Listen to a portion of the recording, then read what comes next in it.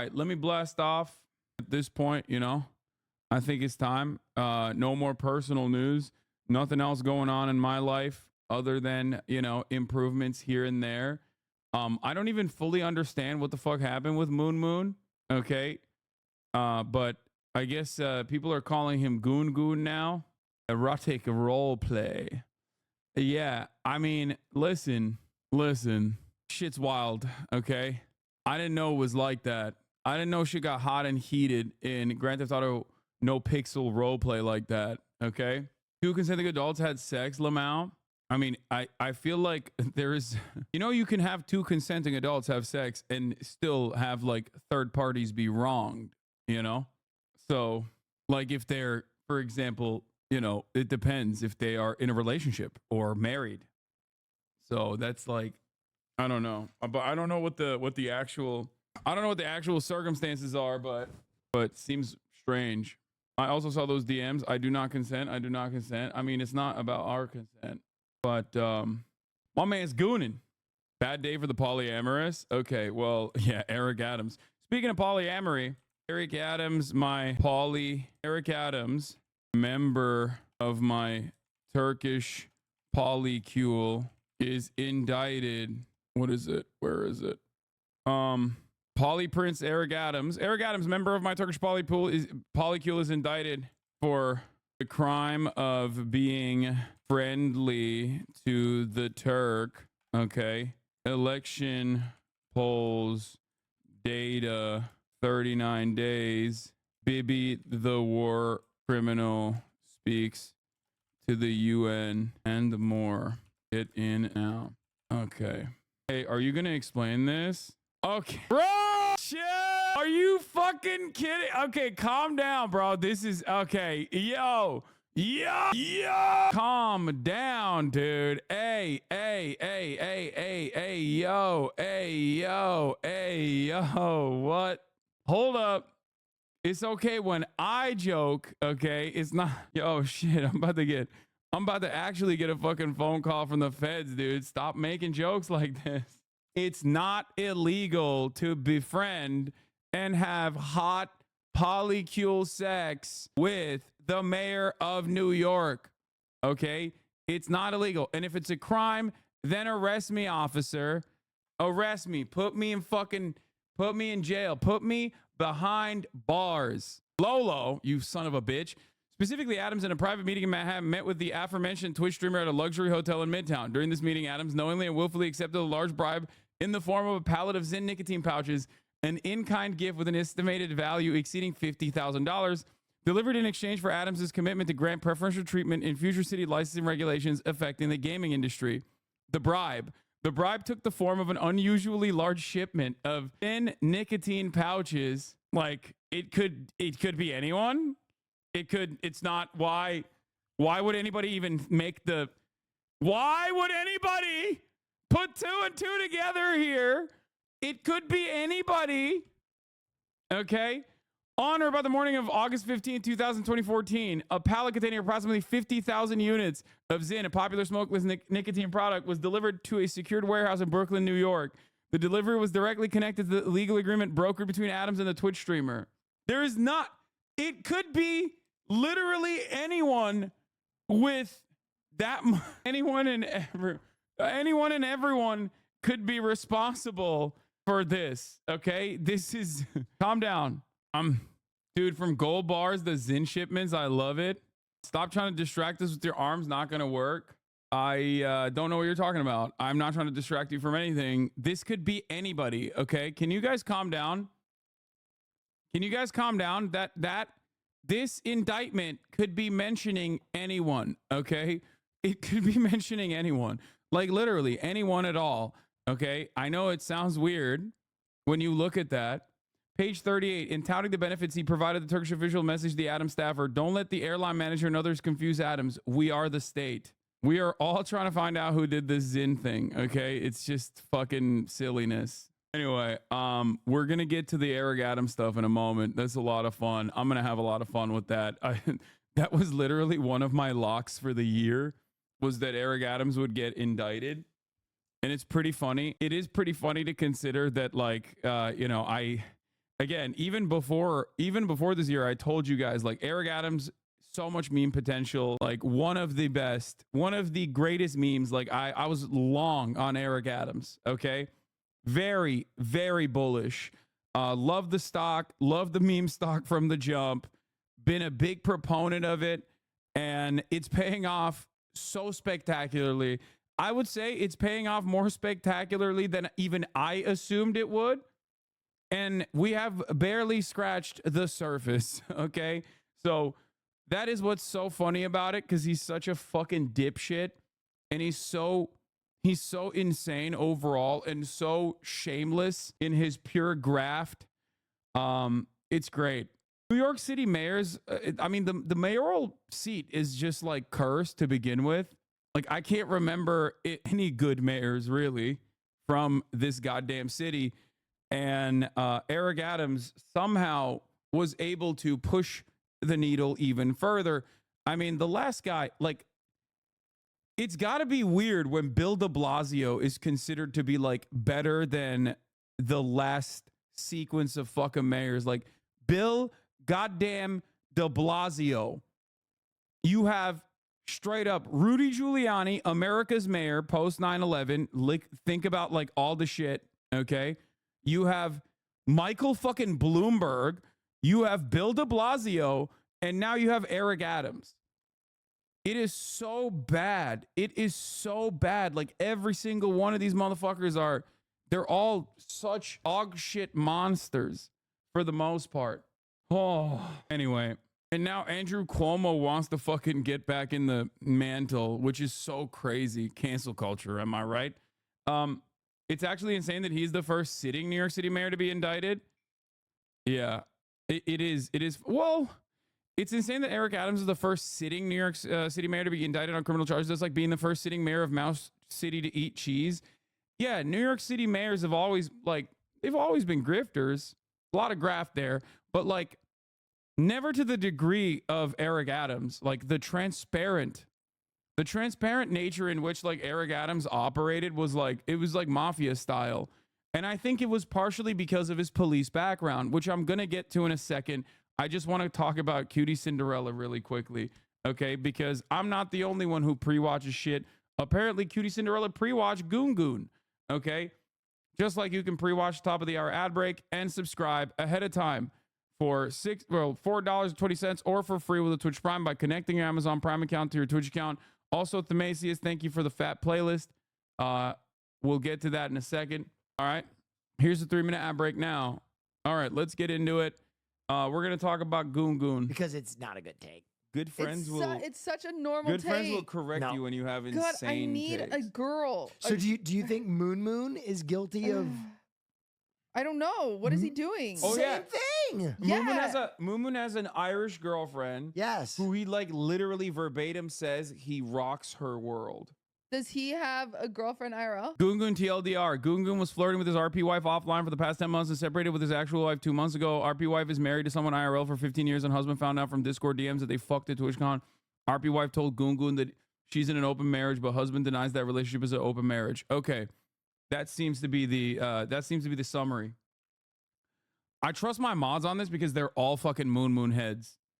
Like they all, my community, considering that, I also, I guess, appeal to the same boomer sensibilities. We have a lot of crossover with Moon Moon, and we have a lot of crossover with Northern Lion.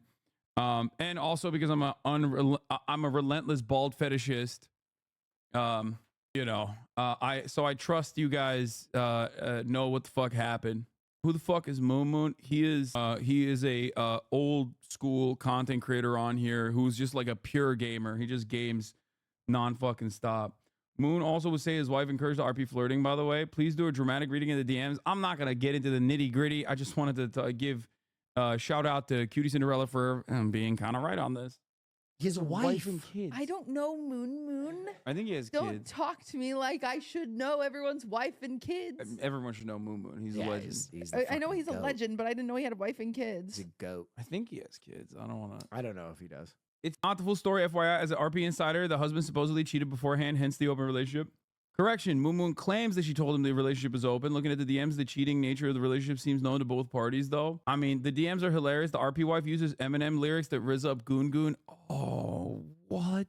Oh. Eminem lyrics? Dude, listen. It's just like, it's the same principle, okay? Anytime you get caught with like private messages being leaked, like it's just gonna look horrible, you know? It's just always gonna look cringe. It's always gonna look cringe. But like Eminem, like what was she? She was like, "Yo, Mom Spaghetti got me going. Like I'm nervous, but on the surface I look calm and ready to drop your Mom Spaghetti, Mom Spaghetti." Is that what would like? What was the freak off in the DMs? This is the thread posted by the husband. I don't know if I should fucking see it. I don't know if I want to see that. I feel like it's too much.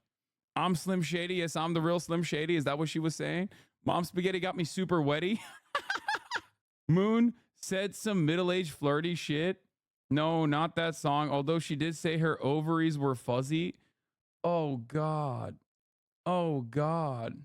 Went from not knowing who Moomin is to picturing him dumping thick breeding loads into someone within the span of like 4 minutes. Shove a gerbil in your ass. Moon said the only thing I'm sorry for is that you have to see what mid-30s flirting looks like. What? Only Moon Discord DJs would know, but the husband originally posted the accusation in Moon's Discord and accidentally included in his own words screenshots from his wife's friends' OnlyFans.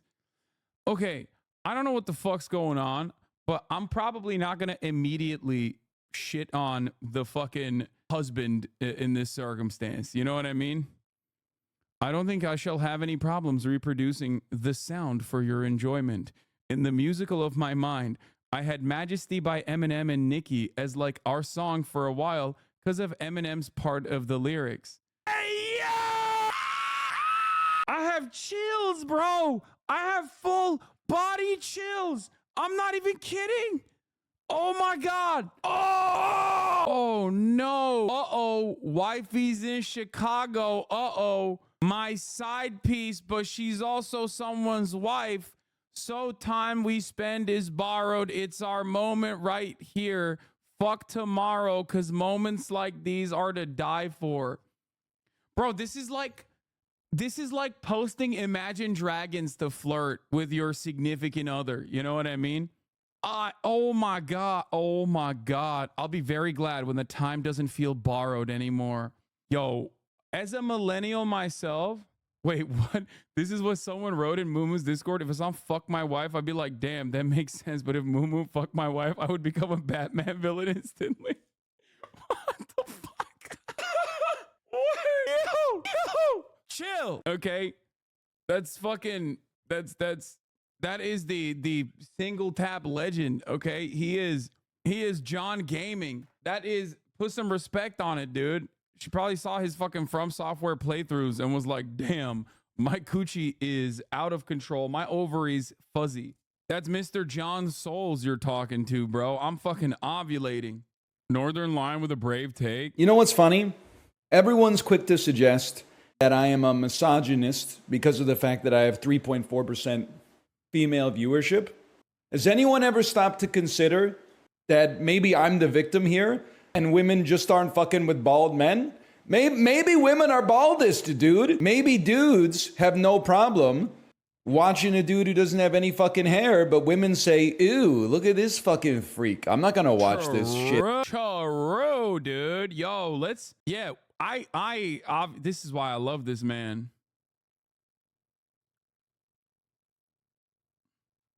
This is why I love this man, because he is unafraid to say the truths that others are afraid to say. Okay? By the way, that screenshot from the indictment is fake. Just look through that actual one. Come on, chatter. You can't be for real. You actually thought my friend Alex posted a real part of the indictment where I am directly named as a co-conspirator? Like you... Oh my God. Oh my God. Oh my God. What is happening today, dude? God, this is when I think this is when like autism yields like incredibly funny moments. Okay. So thank you, chatter. It's like, this is the reverse of like whenever I say something and someone will take it like super literally and be like, I know you probably made a joke here, but I absolutely disagree with the statement that you made, and I'm going to take it seriously, like you were being serious. Like, this is the funniest. This is the best outcome of having a massive neurodivergent community overall. Shithead. I think I'm the victim here, man. You got it all twisted. You were saying I don't like women. That's not true, man. Women don't like me. I'm the victim here. True. I'm flipping the script on them. I would love to have more female viewers, but unfortunately, they're just not fucking with my hairstyle. You know what's throwing me for a loop? I did a co-op dolls video with Apollo. On my end, 8% female viewership. On his end, 32% female viewership. It's the same fucking video, dude. The only difference, it's an A/B test. My version has a bald man in the corner. His version doesn't. Very interesting. Women are not beating the allegations, man. They're baldest. I think women need to answer for their crimes. Their crimes of not watching Mr. Balatro, okay? Why aren't women not sitting around and watching this bald man play Balatro? Is fucked up. Listen. If Northern Lion has 0 fans, that means I am dead, okay? That's all I'm going to say. This Moon clip didn't age well. Wouldn't someone who loves his wife so much, comma, not risk losing all that by, in quotes, role-playing a, in quotes, fake relationship? One, I super love my wife, and we are in a very, very good relationship that does not require my wife. Oh, no. You'd be surprised how many RP folks do weird shit on servers. Bro, the weirdest shit I did when I was doing RP would be like wake up and grind before I started streaming. And that's when I personally recognized, like, I have real issues. Like, I am deeply fucking addicted. I'm deeply fucking addicted to the process. Like, I need to get out of this and I need to be my own man again. Didn't you get married to an anime girl? Yeah, but it was all like, you could probably tell. I was always like kind of uncomfortable doing that stuff, even though people were like really looking for it. I remember, like, it was, if you watched me play back then, you probably recognize, like, I always was like very, very, like, it was my least favorite part of roleplay. And I felt bad because, like, you know, Anime was a great person overall, but I would always like run away from her because I just didn't know how to like do, I didn't know how to do that kind of roleplay.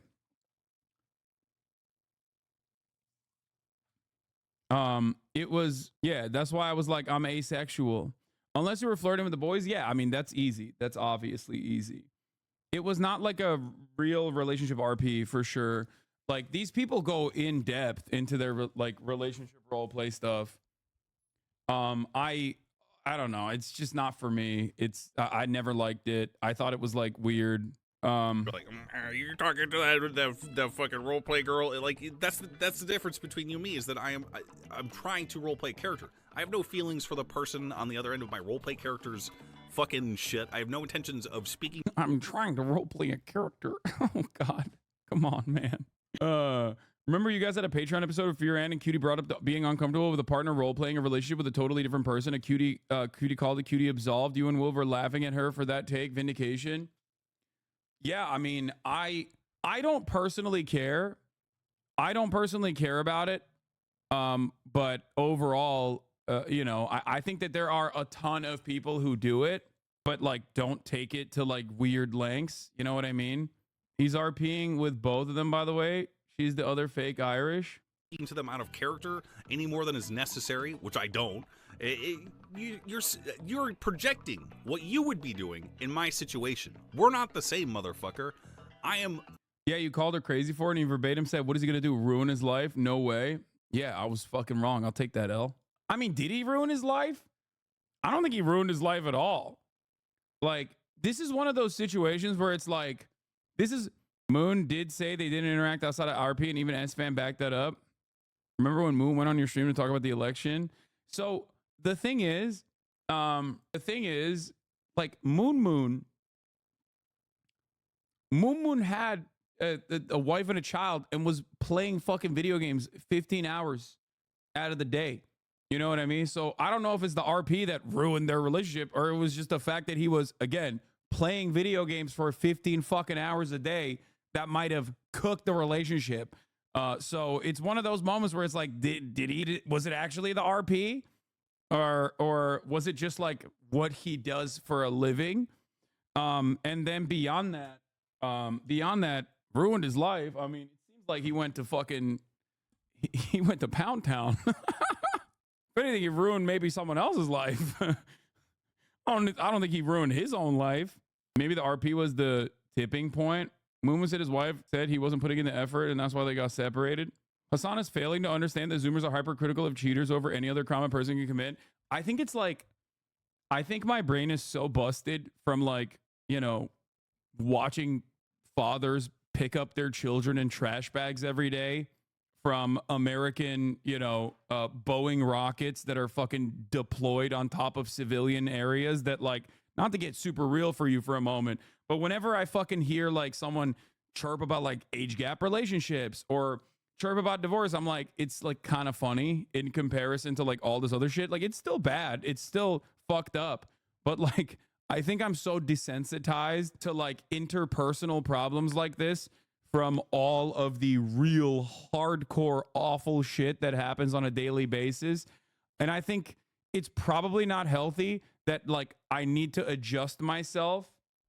I need to adjust myself to you know, to like normal people's standards, right?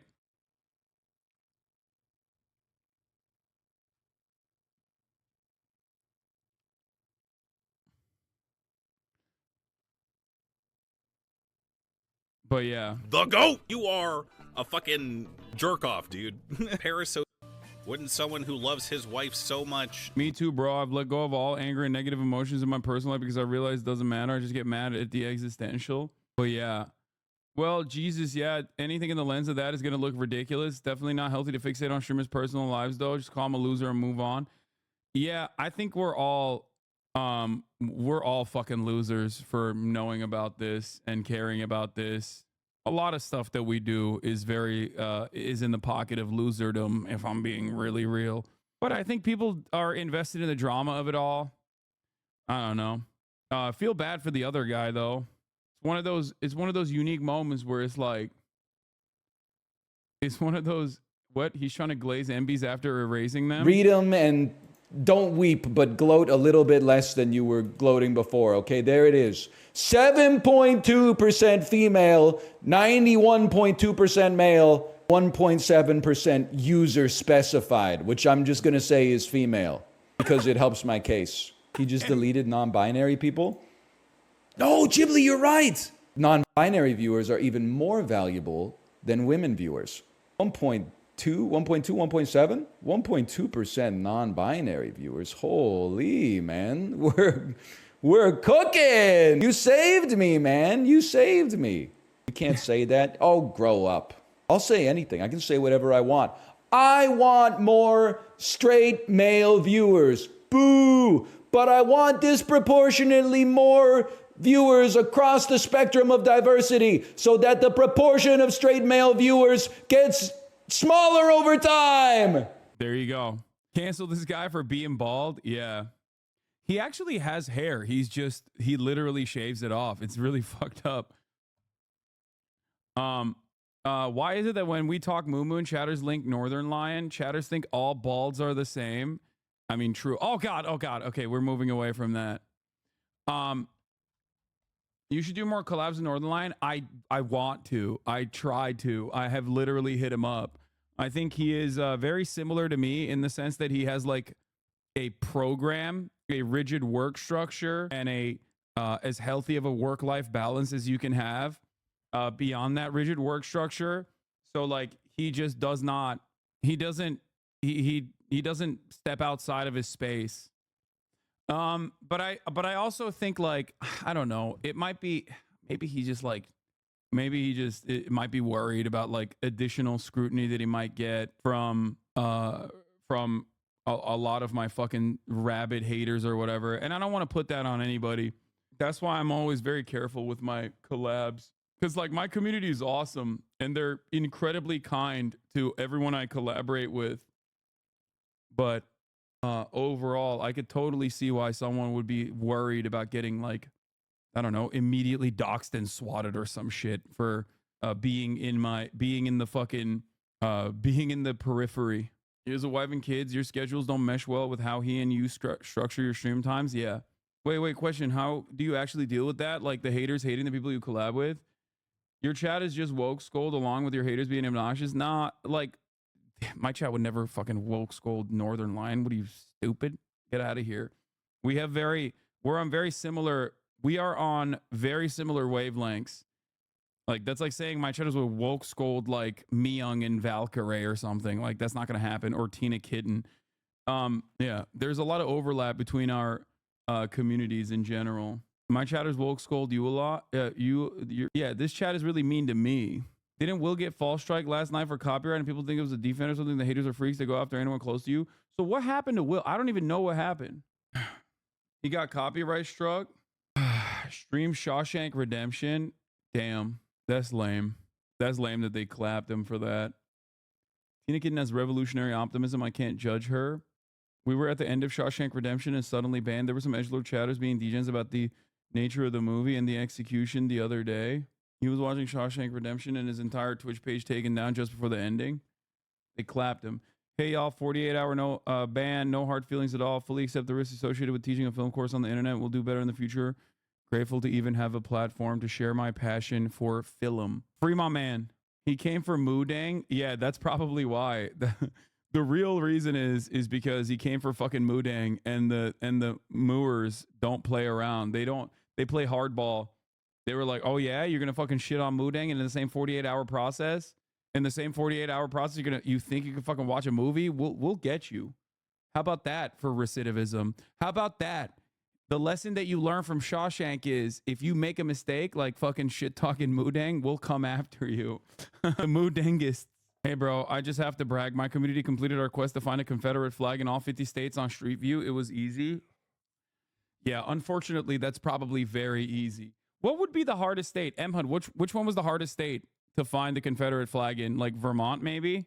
Hawaii? Hawaii took 20 real life hours? Okay, that makes sense. Someone said Texas. Okay, dude. In Texas, it's harder to find a street without a Confederate flag. You have to remember, the strategy I would apply in this situation, the strategy you have to apply in this situation is like where the white people are. Okay, you have to go to poor white neighborhoods, like heavy white population, segregated, poor white neighborhood. The moment that you hit like a rural white neighborhood, you're going to find a Confederate flag, like on accident, pretty much. And the less like poor white people exist in whichever state you're looking at, it's probably, the harder it is to find. The Wisconsin one was in a town called Rhinelander. Okay. Not true. I see them in Ann Arbor at least once a week. Brother, I don't think you understand. I never said rich white neighborhoods or rich towns don't have the Confederate flag. I just said if you are tactically trying to find like as fast as possible, you go to a rural area. I never said that you can't find it. Where there are white people, there are Confederate flags. Okay? Trust me. I know. I'm simply stating that like the highest density of Confederate flags are always going to be in areas with like low income and a high percentage of white people. Look at the sign with the Colorado one. I won, you lost.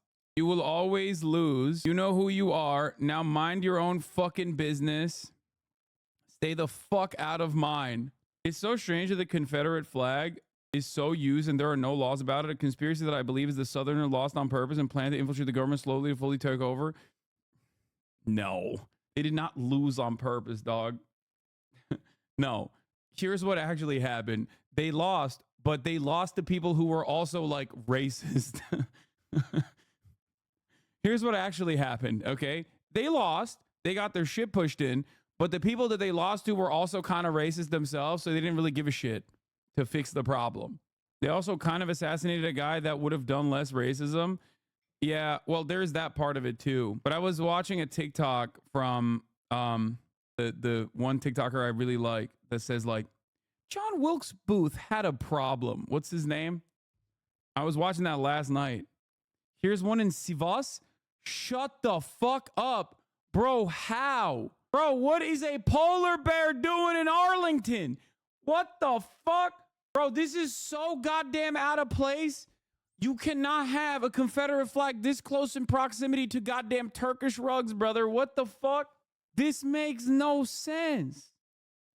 Zevi, his name is Zevi. I love that guy. Yeah. I have one in the West Bank. That one makes sense. It's probably a settler's house. Like West Bank, it makes sense. It's a settler's house. Northern Ireland, it makes sense. There's fucking, it's heavy Confederate flag territory. Wherever. Oh yeah, this is the TikTok I watched. It was really good. Yeah, we all know Abe Lincoln was by this guy, John Wilkes Booth. But what if I tell you the story's a lot crazier than that? First, I'm not going to watch the whole thing, but this was the TikTok I watched last night. Other Confederates ran to Brazil and founded Americana Brazil. Yeah. Confederate ülke ocakları. JJJ. Turks talking about how the Confederates were actually secretly Turkish. I love the idea. I love exploring the fascinating mind of a Turkish guy who's like an ultra-nationalist pan-Turanist who believes that the Confederates are also Turks. But simultaneously, of course, if you're a pan-Turanist, you believe that the Native Americans are also Turks. Okay? Not gonna lie, there's a Confederate flag tucked away behind me. My grandma loves to collect old cowboy-era memorabilia, and he's a huge John Wayne fan. I'm from the north of Ireland. There's also a Bowie knife replica that says General Robert E. Lee hung up on the wall across from me. Yeah. I wonder what your grandmother thinks about Irish unification. A Bowie knife. Hate to do this to you, Chatterbreed. Grandma's fucking racist. My grandfather, he's a monarchist. Yep. Yeah, I mean, we knew that. I could tell from what you just told me. This is not unique. He's a paramedic, but he was a paramedic during the Troubles. Wait, what the fuck? For which side? Wait, I'm sorry. What do you mean? Okay, never mind. Okay, this is unique. He was like, he's an IRA monarchist. He's an anti-British Irish monarchist. Joined the war against the British on the side of the British. I don't even understand. I mean, that one makes sense. The Turks are eating good today because obviously, you know, Turkey mentioned rise up Turks, wave the fucking flag. It's always fun. It's always fun when Turkey is like a prominent fixture in American news. It makes us, OB is the Order of the British Empire. Oh, Robert E. Lee's birth name was Ragıp Eylolu. So we're going to talk about Eric Adams on this Turkish telenovela, okay? But before we do that, let's start. New York City Mayor Eric Adams, the mayor of the greatest city on the planet, responsible basically for a standing military that I believe is like the, seventh largest army on the planet, like the NYPD, with its own submarines. Mayor Adams is in trouble. He's been in trouble for quite a while. He has had a litany of scandals throughout his entire 3-year tenure so far. And one of those scandals is now finally coming to fruition. See, Mayor Adams did a crime. What was that crime? Loving Turkey too much. And I do not mean the deli meat. I mean the country, Turkey. Okay? City Mayor Eric Adams is facing federal charges after being indicted by a grand jury. Those charges have just been unsealed. They include bribery, wire fraud, conspiracy, and accepting improper campaign contributions for nearly a decade. I want to bring in senior investigative correspondent Aaron Katursky, who's there at City Hall. Aaron, what's the latest on these charges? Well, they are, as you outlined, Diane. They include bribery, wire fraud, conspiracy to commit wire fraud, and soliciting improper foreign campaign donations. And importantly, these involve not only his time as mayor and while he was running for mayor, but the charges predate even that and stretch back nearly a decade to conduct that's alleged while he was the borough president in Brooklyn. And it had long been rumored that there was alleged corruption at the time Adams was the Brooklyn borough president, but he has never been charged until now. The indictment contains images of hotel suites and other benefits that the mayor allegedly took as he was soliciting some of these donations. And the charges all. If it's wrong to love the nation of Turkey, then put me in jail. I don't want to be right. Okay? Then I'm wrong. And guess what? Eric Adams is also in the right in the story. Free my mans! This is racism. This is white supremacy. This is the long dick of the law, okay? I'm sorry that baklava all of a sudden is a big problem, okay? He just simply said döner is a Turkish invention and so is baklava. And they came down hard because guess what, chat? The FBI run by Greek Armenians. Everybody knows. Everybody knows that the FBI has been overtaken by both the Greeks and the Armenians simultaneously, and they came after him because he loved Turkey too much. Also say that he accepted donations from Turkey in exchange for taking an official step, and that is trying to get the fire department to speed up its inspection of the new Turkish consulate across from the United Nations on the east side of Manhattan. Wow. Wow. Oh, I'm sorry. He wanted to be efficient. He wanted to be efficient, dude. Perhaps. Oh, yeah. He got Armenian genocide denial bribery, which was pretty funny. Like, of course he did. Because of course he did. Okay. We're going to talk about the serious stuff in a second. Hold on. That had long been understood to be part of the investigation, but these charges make clear the conduct, as alleged, is much broader than that, Diane. Mayor Adams has denied all wrongdoing. How is he responding now that this indictment's unsealed? We haven't heard from the mayor since the indictment was unsealed mere minutes ago, but we do expect the mayor to make remarks outside Gracie Mansion, where he's been huddled with advisors, attorneys, and aides. The mayor, in remarks before the indictment was unsealed, called these charges entirely false. He insisted he's innocent, and he suggested that this is political because he was critical of the Biden administration over the way it handled the migrant crisis. There's no evidence of that, and the U.S. Attorney Damian Williams is expected to address the charges himself a short time from now. And I want to bring in ABC News legal contributor Brian Buckmeyer too. Brian, how significant are these charges, for one? And what do you make of what the mayor has said about the allegations in general so far? You pre-watching this event? Eric Adams' polyamory arc is revealed alongside his criminal case because he was using one of his concubines for crimes.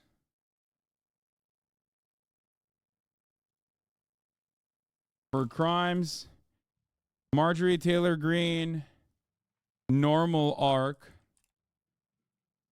normal politician arc, or rather, the party becomes more like her. Those are two back-to-back boulders, by the way. Straight up. Now, this is why I am better than the likes of people who are bad at their jobs. The Eric Adams charges are unsealed, and once the primary claim that the most pro-Israel big city mayor received luxury international travel from Turkish government official Hillary funded the Steele dossier, Hunter took millions, Adams went on a trip, political witch hunt. This is a key plank of conservative epistemology. When evidence arises that it's inconsistent with the thesis that DOJ is acting in a partisan way, they don't revisit the thesis, they just add new epicycles. Yeah, okay. That's not what I was actually looking for. This is what I was actually looking for. When I was talking about how Eric Adams is going to be, obviously, when I was talking about how Eric Adams was obviously an incredible meme potential many, many years prior, and continued my support for Eric Adams, there were other incredible tacticians, brilliant political minds out there glazing him. Why? Because they're always wrong. And why? Because I'm always right. Here's Nate Silver, also known as Nate Copper. It's probably foolish to think a New York City mayor will successfully translate into being a national political figure, but I still think Eric Adams would be in my top 5 for who will be the next Democratic presidential nominee after Joe Biden. He's going to be good at getting media attention and has a chance of carving out a niche that's different from what other Democrats are offering. That's a potentially powerful combination given how primaries are conducted nowadays. Also, the competition isn't great.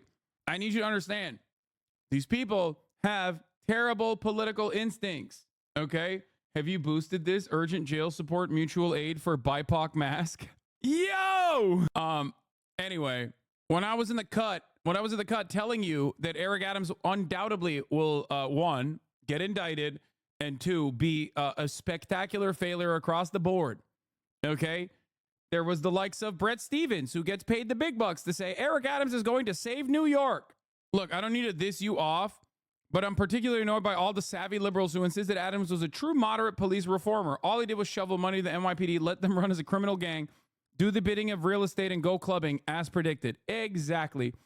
Adam Johnson is correct. That is all Eric Adams did. And it's fun to have this moment of celebration. And I think it's an important moment of celebration because it shows once again how bad the political instincts are of the liberal intelligentsia and how fucking utterly stupid they are and how much they just basically repeat and operate as a way of like normalizing dog shit politicians simply because they have arrived at a position of power and they are on the left flank, ostensibly, with right-wing ideals. Okay? That's it. That's simply all it takes for so many liberal intelligentsia to just simply say, it's great. This guy is great. Why is he great? Because he's like a conservative guy, but running on a Democratic ticket. He's got a D next to his name, and he's conservative. That's all it takes for mainstream media to immediately hype you up. Okay? No analysis, no serious look into the affairs, no serious interrogation of like what this person's point of view is and whether or not this is like popular, or even if it is popular, is this going to be good? Is his agenda going to be good for the population in general? Not even a little bit. Okay? Not even a little bit. If you want a fun time seeing how unfathomably dumb all the most serious politicians and journalists are in America, just Google Eric Adams date range 2021 to 2022, a treasure trove of how the discourse is controlled by colossal clowns. National Dems are calling in a new communications expert, Eric Adams. Joe Biden embraces New York's mayor as crime wave threatens Democrats. Again, wrong. The crime panic in New York State almost cost them the fucking elections in New York. You had fucking Lee Zeldin gaining momentum as a direct consequence of Kathy Hochul adopting the fucking right-wing framing on crime. Meanwhile, it was literally the criminals themselves also conducting these affairs and this communication. What? Oh, God. This is irrelevant right now, Cinemarxism. Anyway, please stop with like, oh, God, take an hour off, chatter. Jesus Christ. You keep fucking posting the same like old meme over and over again. Anyway, the press and politicians were so desperate to delegitimize the George Floyd protests, and along came a tough black cop. It was like catnip or opium. Joe Biden embraces New York's mayor as crime wave threatens Democrats. New York mayor offers National Dems a hand in 2024. I want to make sure the party retains the White House, Eric Adams said in a sit-down with Politico. Nate Silver also said he's going to be a glorious national politician. Okay. New York Post said, vote to save New York. Pick Eric Adams today for the future of our city. Brett Stevens, Eric Adams is going to save New York. Vision. Here is our favorite goat, Olivia Nuzzi, trying to get a prominent slot in the fucking polycule. Also, another incredible hack, Olivia Nuzzi. I think she can write a decent article. I will admit that. But ultimately, like, once again, her ideological rudder is so firmly planted in the fucking contrarian right, and also busted her. I mean, she's just, I did it all for the Nuzzy. Yeah. Spent the day with Adams to learn more about how he thinks about these challenges and his vision for the remainder of his first term. This administration is going to be a retrospective appreciation administration. We already got that. We understand. Is that how you're abiding the kind of I need you to understand, okay? This is pure grift, okay? It's all access journalism. These people are simply regurgitating whatever is the best possible way forward for the Democratic Party to behave in a right-wing manner, okay? We have, over the past couple of decades especially, pushed further and further right, and the media has engaged in this fucking circle jerk where there's no critical thinking, there's no adversarial journalism whatsoever, every single thing that they do is basically a fucking ad. Okay? And that is precisely the reason why so many of you at this point turn around and immediately adopt this right-wing framing and go, it's not for me, Hassan, but maybe it's for someone else out there who's more moderate. Maybe it's for someone else out there who wants more conservative positions to be repeated by Democrats. Okay? Understand that it is not an accident that you arrived at this conclusion that seemingly is not for you, but for the betterment of society. If a Democrat is the one doing these like right-wing legislative, the Democrat is like fulfilling the right-wing legislative agenda. Okay? Negative interpretation of some of what you're doing right now, because your approval ratings, they kind of suck right now. But it's supposed to. It's supposed to, You were because at, I'm what, doing hard 60% in the first year. I'm doing now hard stuff. You're down to 28%, which is not just a historic low for you, but for any mayor in the history of that survey. Right. So, but what mayor has dealt with COVID, and 177,000 people dropped into their city without any federal support. These are hard decisions, and so he's talking about immigrants here, by the way. Pickled Llama, thank you for the 10 gifted subs. Like, he was straight up a prominent figure. He was straight up. Oh, the Eric Adams Poly thing is actually like a secret. It's not. No one has ever actually investigated it. It's like a New York journalist thing. It's like an open secret. I would rather people say, we're going to take it out on you, Eric. It's so funny for a New York mayor to be like, man, what the fuck are we going to do with all these migrants? You're the mayor of New York City. What the fuck are you saying? Like, this is the one area, like, around the globe where you simply cannot say that, okay? It is a metropolitan city entirely built on unrestricted migration. Like, I'm not even like, Ellis Island is right there, obviously, but like, New York City also has maintained its incredible diversity. What the fuck are we talking about? Like, it is one of the most diverse places on the fucking planet, dog. What do you mean, these migrants? Navigate us through this. It's my responsibility. I'm the mayor of the city. And I don't sit back and say, oh my God, my poll numbers are down. No, people are going to look back over this and say, this guy managed us through the crises. Because the legacy is not what people think of you while you're there, it's what people look back. When you compare what I have done to any other mayor in the history of this city, people are going to see what I've done. New Yorkers are angry. And so when you're angry, who you take it out on? The mayor. Yeah. He's like, it's not that New Yorkers are mad at me because I suck ass and I just basically fucking stole public funds and gave like additional tens of millions of dollars to my buddies in the NYPD, which I was a part of, remember? But actually it's because they just don't understand. You know, my mind works in fascinating ways. And these fools do not have the intellectual prowess to comprehend the machinations. Yeah. No, people were not upset that I closed libraries so I could put fucking the Candy Crush Brigade in every fucking metro station, in every subway station. It was actually because they just simply don't understand that these moves were for the betterment of society. So far. Looks like we don't have Brian. We'll try to get him back. Bro's playing one-dimensional chess. Bro's not even fucking plugging the circle with a square, okay? He's not playing no games. But Aaron, let's go back to some of the backstory here, because this comes after a string of searches and even resignations of top city officials. Are you seeing anything in the indictment that indicates more charges could come down? Well, I'm still going through it. It's 57 pages, but Mayor Adams is the only defendant named in this indictment. So for all of the searches and seizures involving other top city officials of late, the federal prosecutors have chosen to indict only Mayor Adams. Yeah, increased overtime for subway duty from $4 million to $155 million. And what did you have to show for that in revenue recovery? I believe it was $100,000 in revenue recovery from fare evasion. $100,000.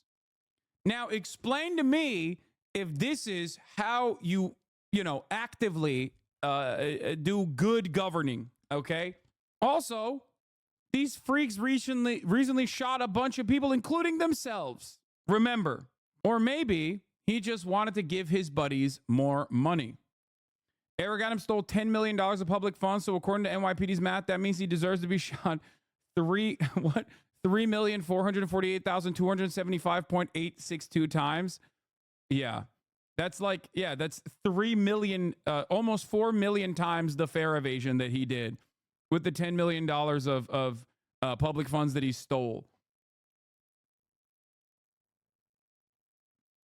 Why can't a politician in an amazing job just be happy like a great public servant making a few $100,000 a year and live in a dope house for free? Why do they immediately need to try to become corrupt multi-bajillionaires? Because you don't get to that. Dude, it's the mayor of New York. The position itself is literally is designed so that you are hyper militant against like any poor person. Your job is to basically maintain. You're completely captured by real estate developers. You're completely captured by corporate landlords, and your job is to basically punish any fucking non-white person or any poor person as aggressively as you possibly can, and purge Manhattan from the unwashed masses. That is the only type of person. You're a Wall Street puppet. That is the only type of person who can ever get to that position of power in New York.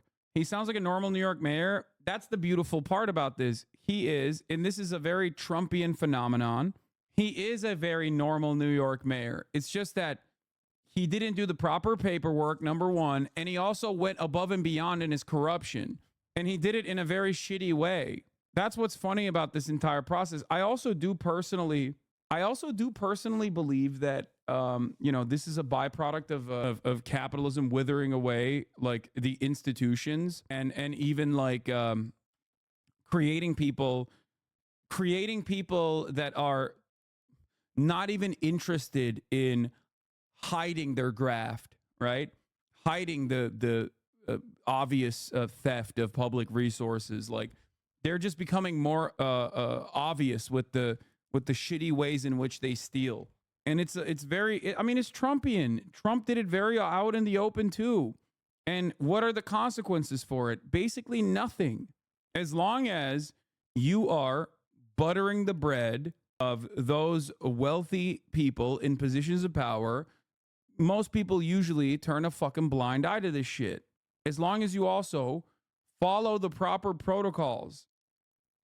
That's why I always laughed about the Bob Menendez stuff too. Like he is like historically corrupt, and he still got elevated by the Democratic Party even before this second indictment and federal investigation into Bob Menendez.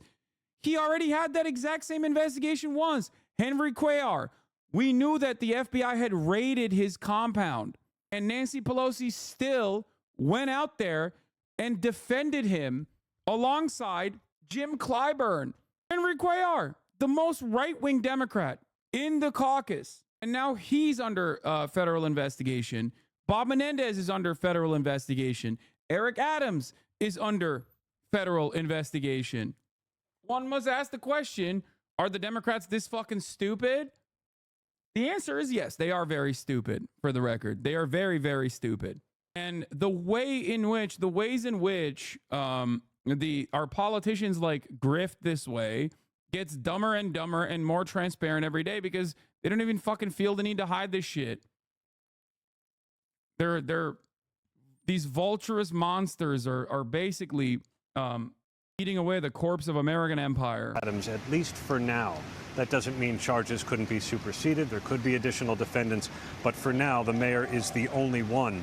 We should say that even before the indictment was unsealed, federal agents arrived at Gracie Mansion to give the mayor a summons to appear in court. We still don't know when that date will be, but we believe it'll be early next week. He was also searched again at Gracie Mansion, and there was a subpoena for his electronic devices. So now twice in less than a year, Mayor Adams has had his devices seized by federal agents. One of the funniest aspects of this is that there is like a legal way of doing this. Like the American government, American governance, the American structure has basically serialized and processed bribery. Okay, as long as you do the proper paperwork.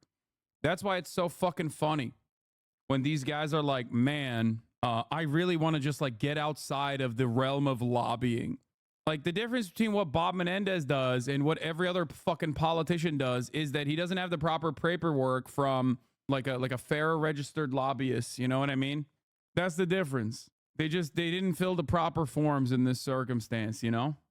Indication that perhaps they think some of the conduct may be ongoing. Aaron, what do you make of that timing, them issuing that search and seizing his phone, for example, on the same day that they're issuing this summons for him to appear in court?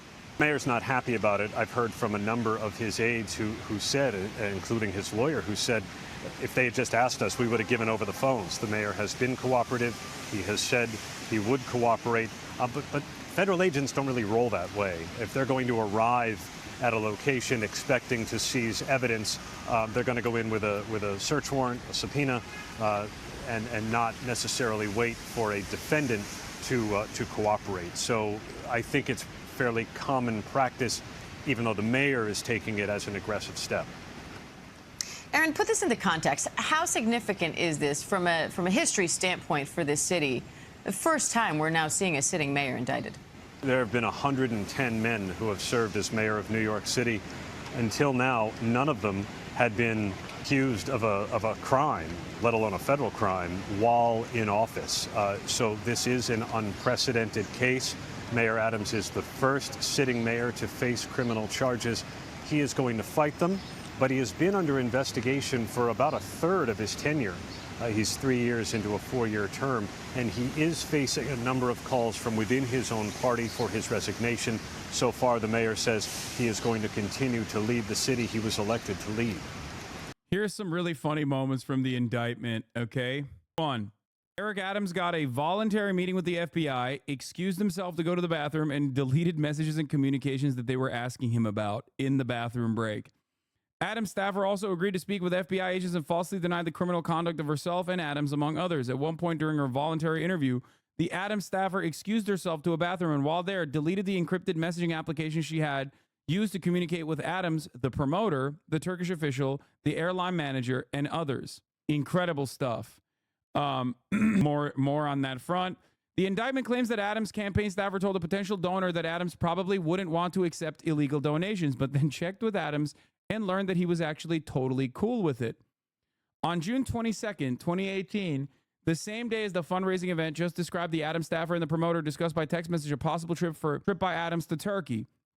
The promoter stated in part, fundraising in Turkey is not legal, but I think I can raise money for your campaign off the record. The Adams staffer inquired, how will Adams declare that money here? The promoter responded, he won't declare it, or we'll make the donation through an American citizen in the U.S., a Turk. I'll give cash to him in Turkey, or I'll send it to an American. He will make a donation to you. The Adams staffer replied, I think he wouldn't want to get involved in such games. That might cause a big stink later on, but I'll ask anyways. The Adams staffer then asked, how much do you think would come from you? The promoter responded, maximum 100K. The Adams staffer wrote 100K. Do you have a chance to transfer that here? We can't do it while Eric is in Turkey, to which the promoter replied, let's think. After this conversation, Adams staffer asked Eric Adams, whether the Adams staffer should pursue the unlawful foreign contributions offered by the promoter, and contrary to Adams staffer's expectations, Eric Adams directed that the Adams staffer pursue the promoter's illegal scheme. He was like, yeah, no, I would like that very much, please. Can you prove that this wasn't you? Adam staffer says, he's also asking, where else can they go in Turkey? Do you have a recommendation? Airline manager says, 4 Seasons. Adam staffer says, it's too expensive. Airline manager says, why does he care? He is not going to pay. His name will not be on anything either. Adam staffer says, super. Here are some of the benefits that he got that were not disclosed. Okay. India via Turkey, free upgrade to business class for 2 on a round trip from New York to India. $12,000 value, upwards of $12,000, not disclosed. from France, Turkey, and China. Free business class tickets for 3 on a round trip from New York to France, Turkey, and China. Heavily discounted stay in Bentley Suite of St. Regis in Istanbul. $41,000. Not disclosed. China via Turkey. Free business class ticket for 2 on a round trip from New York to China. $16,000. Hungary via Turkey. Free upgrade to business class for 2 on a round trip from New York to Hungary. $12,000. Turkey. Free upgrade to business class for 1 on flight from New York to Turkey. Free stay in the Cosmopolitan Suite of the St. Regis Istanbul. Free meals, transportation, and entertainment in Istanbul. Upwards of $9,000. Turkey. Solicited and accepted but then canceled. Free upgrade to business class for 2 on round trip from New York to Turkey. Free or steeply discounted luxury hotel and resort stays, transportation, entertainment, and meals. $21,000. Ghana via Turkey. Free upgrade to business class for 2 on round trip from New York to Ghana. Free meal and transportation during Istanbul layover. $12,000. Not disclosed. People believe the Zin bribe. What? Oh my God, they're so stupid. New York City Mayor Eric Adams. Oh, that's awesome. Let's not say anything about it. Let's just let it ride. Isn't that a tiny amount of money to throw your life away for? Yes. However, he did a fuckload more. He did a lot worse shit. But this is like the highly illegal stuff that is above board. You know what I mean? It's just like over the table, incredibly illegal. Another conversation with Adam Staver said, "Make it look real. He is being watched." Turkish Airlines tried to charge Adams $50 for a last-minute flight, and a staffer responded, "Let it be somewhat real." It ended up being $1,100, and he got upgraded to business class for free. I love that they were also aware. That they were being watched, and they still did it anyway, which is very respectful. You know, just like you know that there's a 3-minute ad break coming for you at the top of the hour, and you don't take any precautions. Okay, many of you laugh at Eric Adams. But guess what? Eric Adams got a shit ton of gifted subs at the Hasanabi broadcast in an effort to make sure that he and his family do not have to see those ads at the top of the hour. Another Turkish bribe for Eric Adams, because at the top of the hour, there is a 3-minute ad break. If you no longer want to see those ads, all you need to do is subscribe for $4.20 or for free. Jolin Emu and Decole now. Thank you for the 10 gifted subs. Here's the 3-minute ad break now, everybody. Bro traveled to Turkey 37 times and is still bald. Huge L. Yeah, that's kind of crazy. I just joined. Why is Turkish Airlines giving Eric Adams free stuff illegal? What do you mean? You're a public servant. You can't fucking... Guys, remember when Aiden Ross gave Donald Trump a Rolex and I said, that is an FEC violation, okay? Obviously, there are legal means in which you can dump an unlimited amount of funds into a campaign by way of super PACs. But you cannot directly give people who are in office or running for office money like that, or gifts that are above a certain value. Okay? For example, AOC sometimes streams on her account on Twitch. Why can you not subscribe to AOC? Why is that shut off? That is because it would be illegal, okay? Because you could technically exceed the FEC limit. Now, of course, if you are Aiden Ross, you think I'm responsible for that, but what's in it for Turkey, though? I mean, it's obviously there are some aspects of the pay-for-play scheme was to speed run the process of like the fire department doing checks on the new Turkish embassy. Some of the things that they demanded was that he deny the Armenian genocide. You know, Turkish soft power at play, baby. Oh no. Eric Adams dün seçimlerini kazanarak New York Belediye Başkanı oldu. He was a member of Beşiktaş USA. Masadayız. Masa biziz. Masadayız. Masa biziz amına koyayım. Yürüyün Türkler. Adamın dibi Erik. Erik means plum in Turkish, and Adam means human. So Eric Adams technically is a Turkish name. Erik with a K. His name loosely translates to plum man. To the non-Turks that are in the chat, what I said is, we are at the table. We are the table. It's a common Turkish take whenever like Turkey is mentioned in any kind of like geopolitical affair. Turks love to say, we are at the table. They get very proud that they are involved in these schemes. Or they will say, we are the table, or at least that's my evolution of the we are at the table. I always love saying we are the table. They're saying that the president of the foundation considered him a Turk friend and talked about the many different tourist visits that he made to Turkey. Eric Adams won the election yesterday and became the mayor of New York. Adams has been a member of the Beşiktaş USA Association since 2015. Described as a Turkish friend by President Feruzor, Adams has made numerous tourist trips to Turkey and participated in Turkish events. Both Mecca and Medina is ours. The signatures have been given. This guy goes, how? He responds, Pentagon is dividing Saudi Arabia into 9 parts. This guy says, are we at the table? He says, there is no table we are not at. Will the Turkish government face consequences from this from America? Fuck no. What? No, absolutely not. What are you talking about? Guys, the Turkish government is completely captured by a singular force and his friends. This man's name is Recep Tayyip Erdogan. And his transparent illegal actions are something that the American government uses to their advantage. This is a very normal part of American statecraft, okay?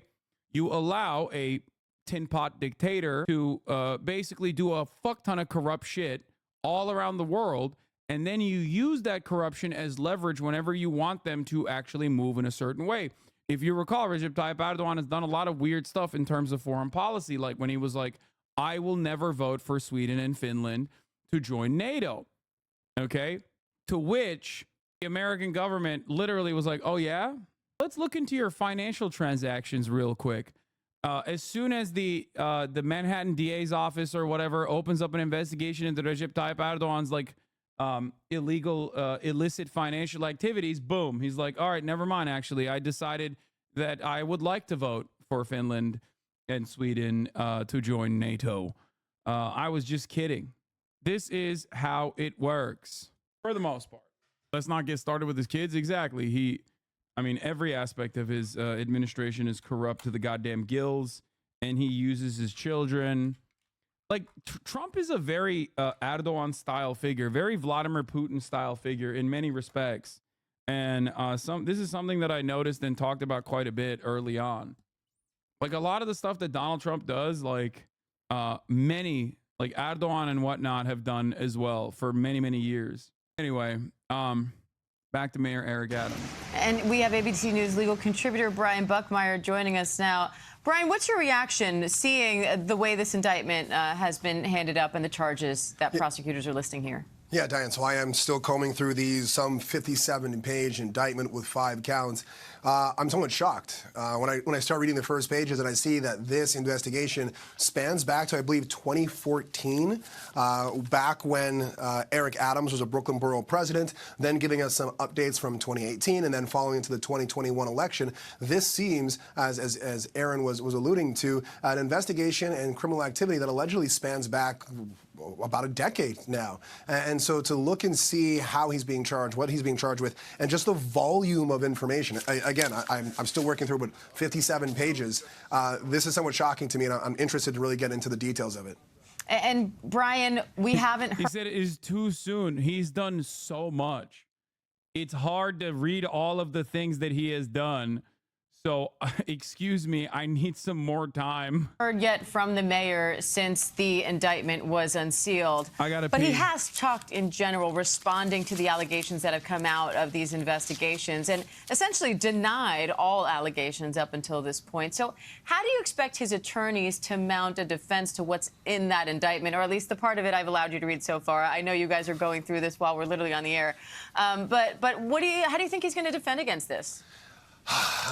Difficult. In my quick scan of the indictment, I'm seeing that there are photos of the lavish lifestyle that allegedly the Turkish government gave to Eric Adams. I'm also seeing some correspondence that look like text messages between individuals, and we know that a number of cell phones, a number of electronics were taken. So correspondence and communications between people are going to be at the heart of a case like this. The only thing I can think about arguing in a case that has conspiracy to commit to commit fraud, wire fraud, solicitation of contribution by a foreign agent, and bribery is lack of knowledge. That Mayor Adams was doing his job, wasn't aware of where the money was coming from or where it was going to or for the purpose of it, that he thought this was all above board. But as I read these allegations, as I look at what they're investigating, I think that would be very difficult. And we're looking there at live images of Gracie Mansion in New York City. We are expecting to hear from the mayor, hear his response to this indictment, and now knowing that the city is aware of the charges that federal prosecutors are filing against him. And good morning, everyone. I'm Kara Phillips. We are coming on the air. Hey, Mr. Freakoffs. So I need someone to understand. I need you all to understand something here, okay? First of all, not knowing that what you did was illegal is not a adequate defense. That's number one. But number two, it's also especially not a defense for Eric Adams, who definitely knew what he was doing was illegal.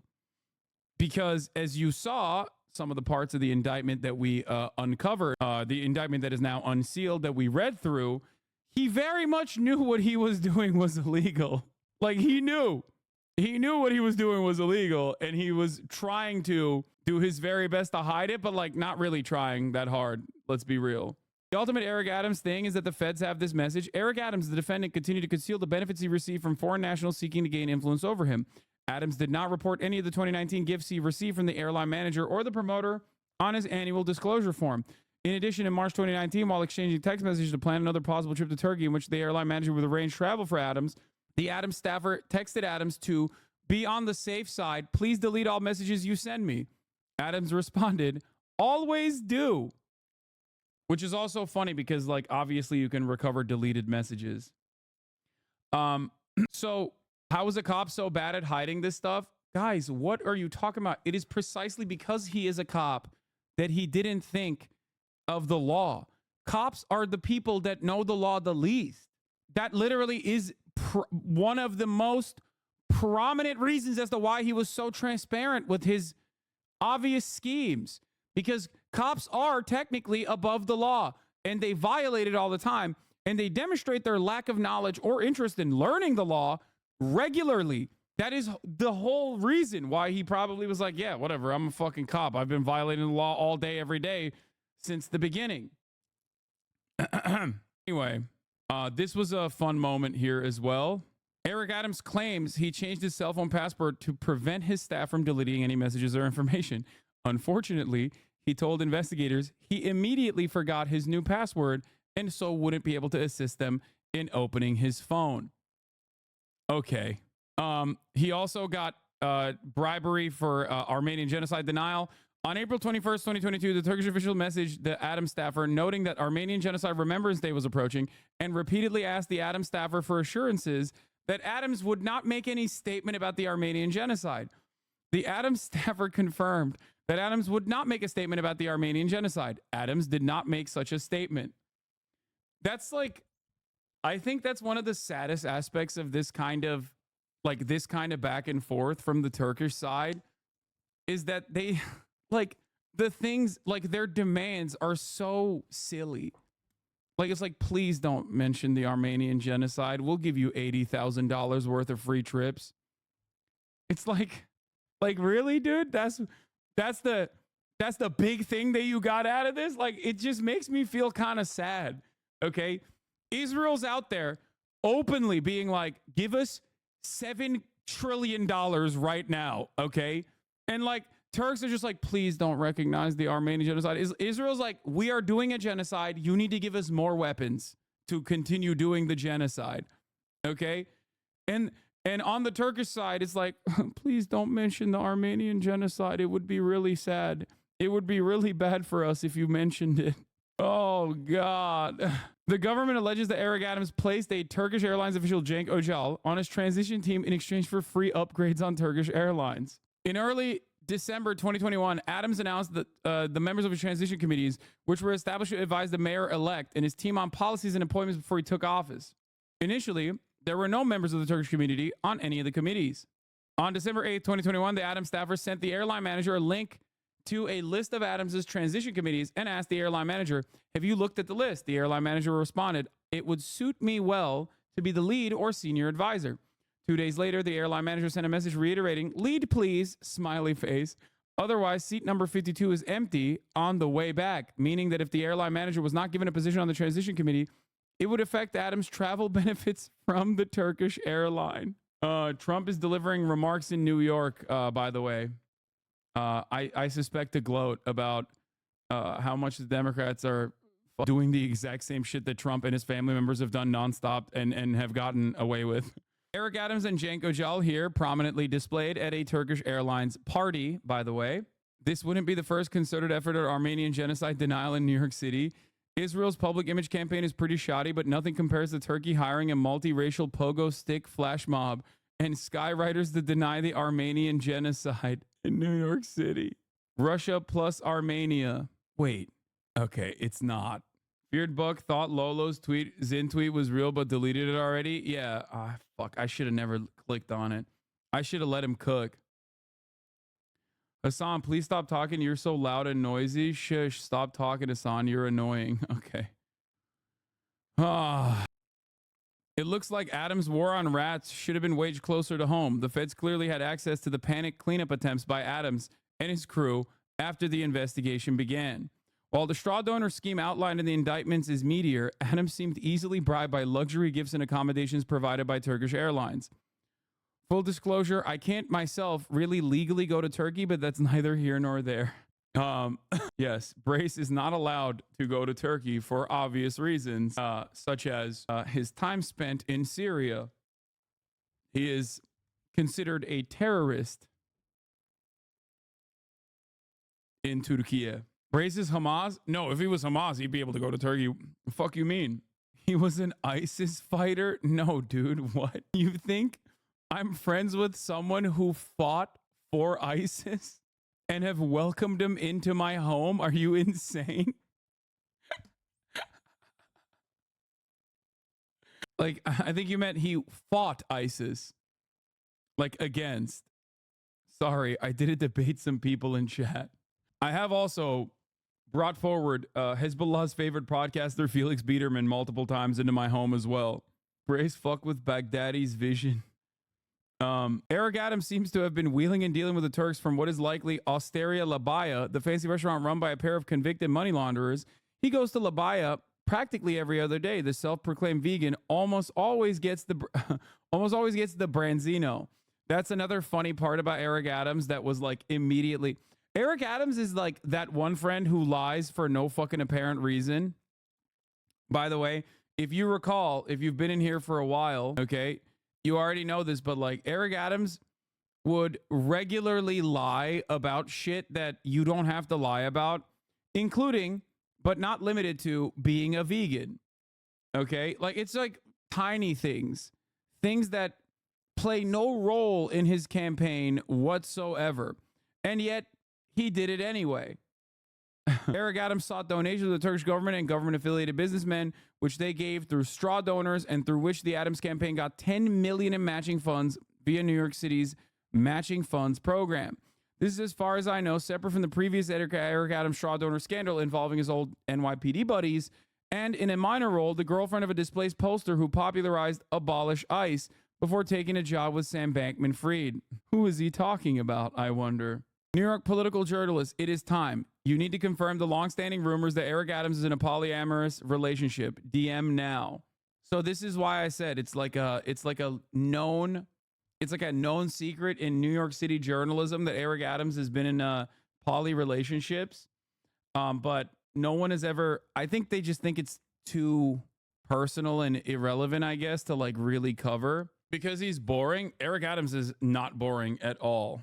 Oh, that was another fun Eric Adams moment. Remember his supposed cop friend who died, whose picture he kept in his wallet, but it was actually a stock photo that he had his staff manually age? Yeah, that was fun. I'm telling you, he's just, this is why I say he's like such a funny character, because he like lies about irrelevant shit that he does not need to lie about at all. Page 15. Yeah, I already covered this. I already covered this part. It was really funny when even Eric Adams' staffer was like, I don't know. if he would accept these illegal donations so openly. And then Eric Adams was like, no, I will. Please give me the money now. Now, with more political scandal erupting in New York City, federal authorities in Southern District of New York coming before the cameras now to reveal the charges. Let's get straight to the presser.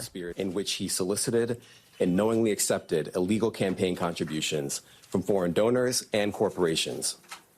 As we allege, Mayor Adams took these contributions even though he knew they were illegal, and even though he knew these contributions were attempts by a Turkish government official and Turkish businessmen to buy influence with him.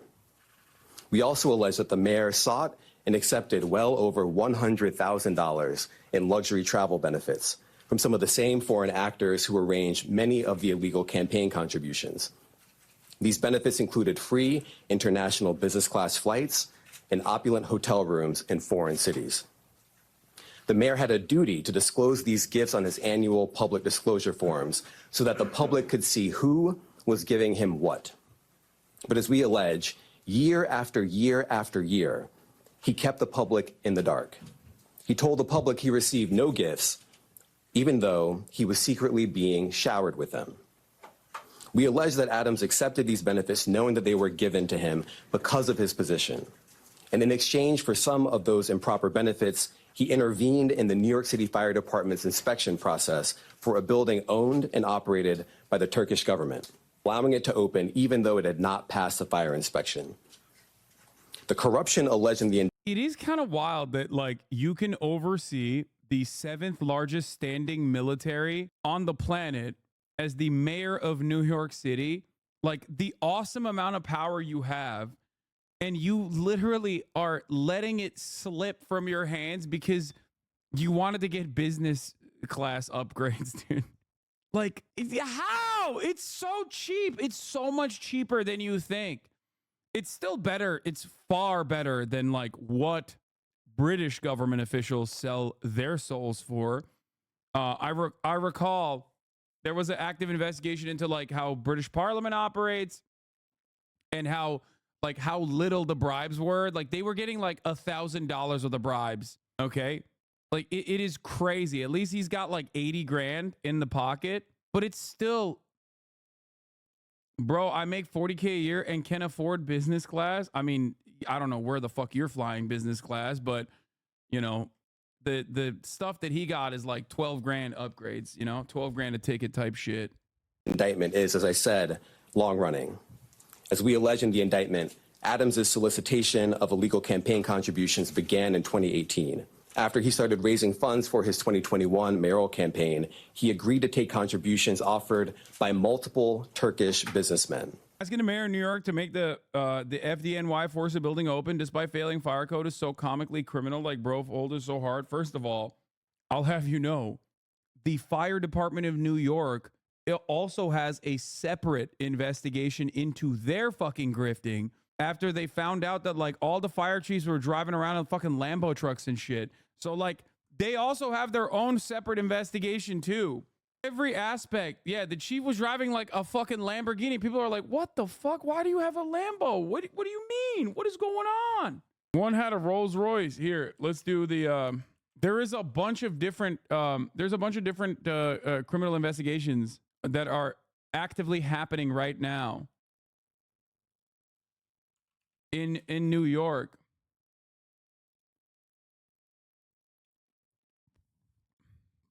Former New York City fire chief arrested in corruption scandal. This is from September 16th. This was like literally 10 days ago. 2 former New York City Fire Department chiefs were in custody Monday on charges that they solicited tens of thousands of dollars in bribes before ensuring the department's fire safety division gave preferential treatment to some individuals and companies. Anthony Saccavino and Brian Cardasco were arrested on bribery, corruption, and false statement charges alleging they solicited and accepted bribe payments from at least 2021 through 2023, authorities said. The arrest came as multiple ongoing federal investigations swirl around Mayor Adams and his top deputies, including one inquiry that appears at least partially focused on whether the administration sped up fire safety inspections of the Turkish consulate in exchange for illegal contributions. I think one of the funniest parts about the fire safety stuff is that, like, you also, like, if you fail fire safety, like, I know that process is slow and maybe sometimes deliberately slow, so they can get this kind of fucking, special treatment or whatever, and get money on the side to speed up this like process. But what's really funny about it overall is that like you're cooked literally and figuratively if you don't pass this inspection, and then you accidentally have like electrical wiring that catches on fire, and then you're hurting yourself. Like, come on, speed up this fucking bullshit. Like, who gives a fuck about fire safety is such a funny thing, because not if you have insurance. What do you mean not if you have insurance? What happens when you're in the fucking building when it catches on fire? I feel like if you have an embassy building, you probably want it to be up to code, you know? Insurance covers that, bro. Yeah, you just... Oh, yeah, this was funny. Here, this is the guy. Yeah, here it is. Hello, FBI. You might want to look into why this fire chief was driving a Lambo around Chelsea this last week. Hello, FBI. You might want to look into why this fire chief was driving in a Rolls Royce around the Hamptons last summer. Man, they just don't want kings to flex, dude. They need to make sure they can get to the fires quickly. Yeah, that's why they have the Lambo. That's what the fire chief does. Anyway. Several of whom he met in Turkey. Adams knew that these wealthy individuals could not legally donate in a U.S. election. Federal law clearly prohibits foreign donations. That's how we protect our elections from foreign influence. Yet Adams directed his staff to pursue this illegal money to support his campaign for mayor. And as we allege, Adams continued to pursue foreign money in secret well into 2021. And it didn't stop with his first campaign for mayor. As we allege, in 2023, the mayor rekindled these corrupt relationships, seeking more illegal campaign contributions from some of the same foreign sources to support. Yeah, one of the funniest aspects of this, once again, and I will forever repeat this whenever we talk about like foreign donations or whatever, is the fact that Israel gets to do this literally above board without even getting hit by FARA. Okay? Like what the Turkish government did in this circumstance, utilizing a Turkish American citizen to engage in like straw donations or whatever, is something that Israel can directly do by way of AIPAC. Just to understand how fucking stupid this is, okay? FARA is Foreign Agent Registration Act. Now, it's fully allowed for Israel, which makes it really funny for, obviously, you know, for Eric Adams in New York. But not only that, finally, I will not hear this motherfucker cry about Israel again. Speaking of Israel, why can they do this legally? Yeah, I mean, why? Why can they do this legally? It's weird. How did they get the right legislation that makes it a criminal act to ever protest against Israel in like 32 states? With in direct violation of the First Amendment, by the way. You can't even do that for like North Dakota. Again, once again, I will repeat this. If someone was like, oh, it is now illegal to protest against North Dakota as a state in the United States of America, everyone would be like, shut the fuck up. What are you talking about? What the fuck do you mean you can't do that for North Dakota? That would never, like no one would ever fucking allow that. Oh, Trump is coming in. Fast forward into the future. Thank you very much, everybody. For nearly 4 years, we've been living through the worst border crisis in the history of the world. There's never been anything like it, which has brought untold suffering, misery, and death upon our land. The architect of this destruction is Kamala. When you look at the 4 years that have taken place, Kamala, after being named border czar, Kamala Harris will be visiting the southern border that she has completely destroyed, from what I understand, tomorrow.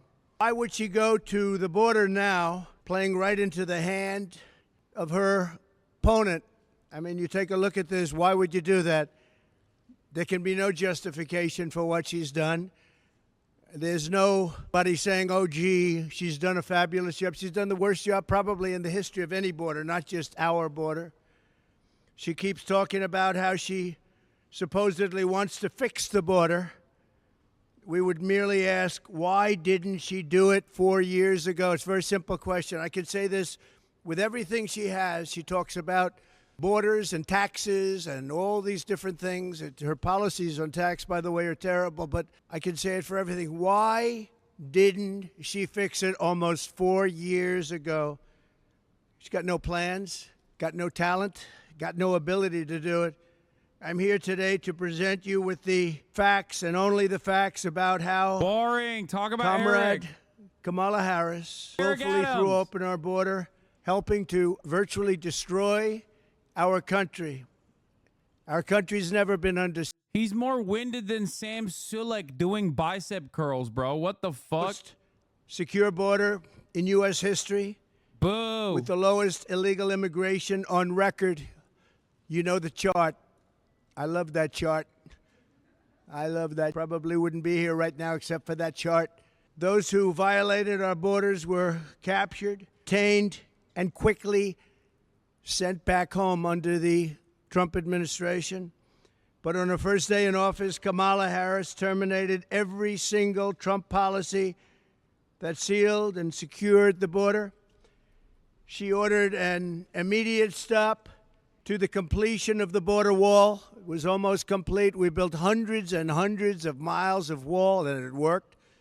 I always said walls and wheels. Everything else is obsolete, but walls and wheels, and this wall worked. And we were ready to build and throw up another 200. Could have been done within weeks. Everything was complete. The wall was all built, ready to go, laying there, ready to be fixed. Laying there. All they had to do is throw it up, and you would have had an extra 200 miles of wall, far more than I promised in the election. She suspended all deportations. She instituted catch and release across the entire southern border. And we had catch and release also, but we released in Mexico. Her catch and release was to release in the United States and never see them again. She sent Congress a bill demanding amnesty for all illegal aliens, every single illegal alien, even if they're criminals, even if they're murderers, even if they're drug dealers, human traffickers. She wanted amnesty for everybody. Radical left. This is a radical left person. She terminated Remain in Mexico, something that took me and a lot of talent, a lot of other people, but it took a lot of talent to get from the president of Mexico, a good man. But we got it. You had to remain in Mexico. You couldn't come in under any circumstance. You weren't allowed into the United States until we checked it out, and many people did not come in and were not allowed to come in because they didn't check out. They were drug dealers. They were gang members. They were in jail for murder in a couple of cases. We wouldn't let them in.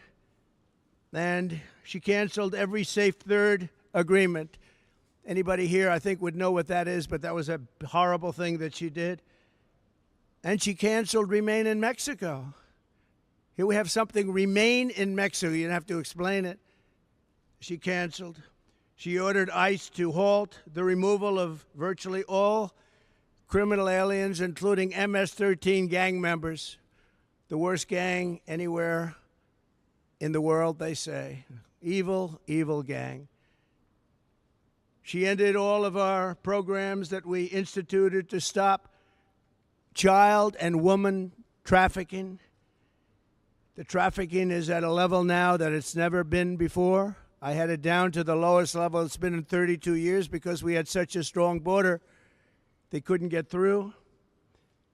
But now it's the worst it's been in 32 years plus. And then she lost, and this is probably the worst statistic of them all, 325,000 children. Think of that. 3.5 years. She lost 325,000 children. And they're either dead, being sold into sex slavery, or just plain missing. Think of the number, 325,000. If that were a Republican instead of her, and she was the border czar, she says, well, I wasn't the border czar, she was. And tomorrow she'll make a case that, oh, she did a fairly good job. You can't say much. You can't justify it. She should save her airfare. she should go back to the White House and tell the president to close the border. He can do it with the signing of just a signature on a piece of paper to the Border Patrol. Instead, she's going there to try and convince people that she wasn't as bad as everybody knows she was. She was the worst in history. Grossly incompetent, weak, and ineffective. And all you have to do is ask Brandon Judd, Border Patrol. You could ask any of them. Tom Homan. We had the best people that we've ever had, and they said Trump was the best president on the border ever. She ripped up every single reform that we put in place to stop asylum fraud. She ended a travel ban that was unbelievably successful. We had the strongest travel ban anywhere in the world, and it was upheld by the United States Supreme Court. She canceled Title 42. That was a medical title. She canceled it, very hard to get. And altogether, she took 93 executive orders that I put on, all which made the border the best border we've ever had in recorded history. And she terminated them along with Joe Biden. The worst administration in the history of our country. On the border, it's not even close. Because of these acts, in less than 4 years, 21 million illegal aliens at least. That's the real number. You don't hear that. You hear 15, 16. Sometimes you hear 17. The number is at least 21 million. And on top of that, you have gotaways. That's gotaways. That's people that came over or got away. And they've stormed across our border like nobody in history on any border anywhere in the world. There's never been any border in history where you had millions of people storming us like that. No third world country would allow it. But she allowed it because she's incompetent. She allowed it because she never went there. She says she went once, but it was not the right location. It was a location that was very mild and no danger. She never went there. She's going there tomorrow after almost 4 years. She's going there tomorrow to try and show you what a great job she did. But even now, the numbers are terrible. And remember, they're flying people over, and they haven't stopped that. They're flying hundreds of thousands of people over the border right now. They never stopped that. They didn't think they'd be caught, but they were 2 weeks ago. From prisons and jails, mental institutions, and insane asylum, all these insane asylums where you have the sickest people, mentally ill people, and terrorists at record levels. We've never had terrorists come into our country like this. They come, and they keep coming and coming, and nobody has ever seen anything like it. People that go to the border, they look professionals, and they said there's never been anything like this in the history of the world, and they are destroying the fabric of our country. She did nothing to stop any of it. In fact, she encouraged them to keep coming, and you know that. For years she did. Only recently did she say, oh, well, we're going to try and put a stop to it. She literally flew to Guatemala as like her first part of her vice presidential border czar duties and told them famously, do not come.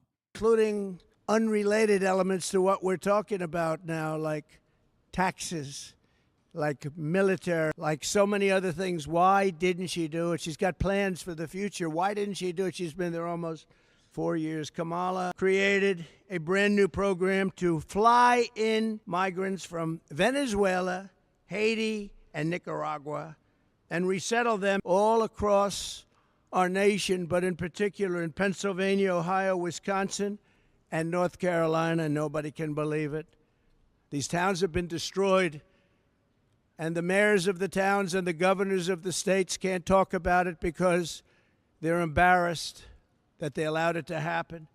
In addition, through her phone app, something totally new now, it's a phone app for migrants, where migrants call in, highly sophisticated migrants.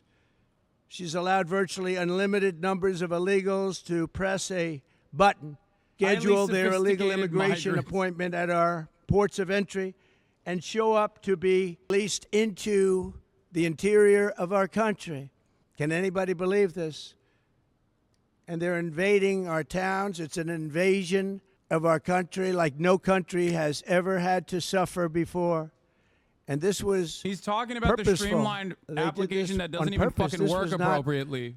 a mistake on their part. They did this on purpose because their policies are so wrong and so evil and so unfair. And there's only 3 reasons they'd want to do that. Number 1, they're incompetent, and I'm not sure that that's the reason. Number 2, they want it for the votes. And number 3, you know what that one is. We don't have to talk about that one. Wait, what? But there can only be a very few reasons. Wait, what is because they're that? destroying our country at a level that's never been seen before. Importantly, as part of this con job, it's a con job. None of the illegal aliens she is smuggling in through the ports or on the airplanes. Think of it. Big jet planes loaded up with migrants flying into the middle of our country and going to Iowa and lots of other states. They've all become border states. We only have border states now, but they're counted in the Border Patrol statistics. And when you do that, you can add a lot of numbers because they're not taking those counts. They want to have those counts not included in the numbers. In Aurora, Colorado, Springfield, Ohio, where it's been a mass invasion, these were 2 beautiful, successful towns, idyllic. They're in trouble, big trouble, and very unfair. The people want to leave. They want to get out, but everyone's afraid to say, I want to get out because they want to be politically correct. And other towns just like them, hundreds of them all over America. Americans have watched their communities destroyed by this sudden, suffocating inundation of illegal aliens. It's an inundation. It's an invasion. This influx has overwhelmed our school. They're taking the seats of students that can no longer go there, and they don't even speak English. They're trying to fire a lot of people and hire interpreters. Can you believe that? They want to get rid of some people. They want to hire. Springfield is looking, the mayor said it the other day, looking for interpreters because nobody in all of the 32,000 people that took into the town, think of this, you have a town of 50,000 people, and almost instantly you have 32,000 people, in this case from Haiti. Most of them don't speak English, so they're looking for interpreters. You have to get them out. We have to save our country. You have to save these towns. They flooded the job market with low-wage migrants, but many cases migrants that also have horrible criminal records, murder, drug dealing, so many different things, a lot of human traffickers, and it's mostly human traffickers in women. Last month, American-born workers lost 1.3. I just want to point something here. He's talking about migrants that are processed through TPS, which means that they get their background checks. The application that he's talking about also is another part of this. And it's like literally Customs and Border Patrol processing these migrants. So therefore, everything he says about these people is wrong.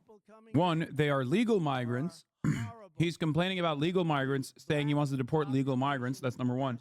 Number 2, he's lying and saying that they're actually criminals and whatnot. They're not. They literally cannot have a criminal background for them to be able to get that TPS clearance. Before, Hispanic also, they're suffering, and the families are suffering. It also doesn't make any sense because they're stealing the jobs, but they're also somehow simultaneously still doing like drug dealing. Like they're both dealing drugs and also stealing the jobs. Last month, think of that.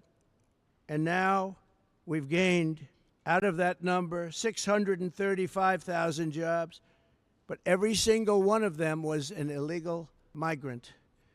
They've also, as you know, and you've heard me talk about it, just happened very recently, we found out, 818,000 jobs were fraud.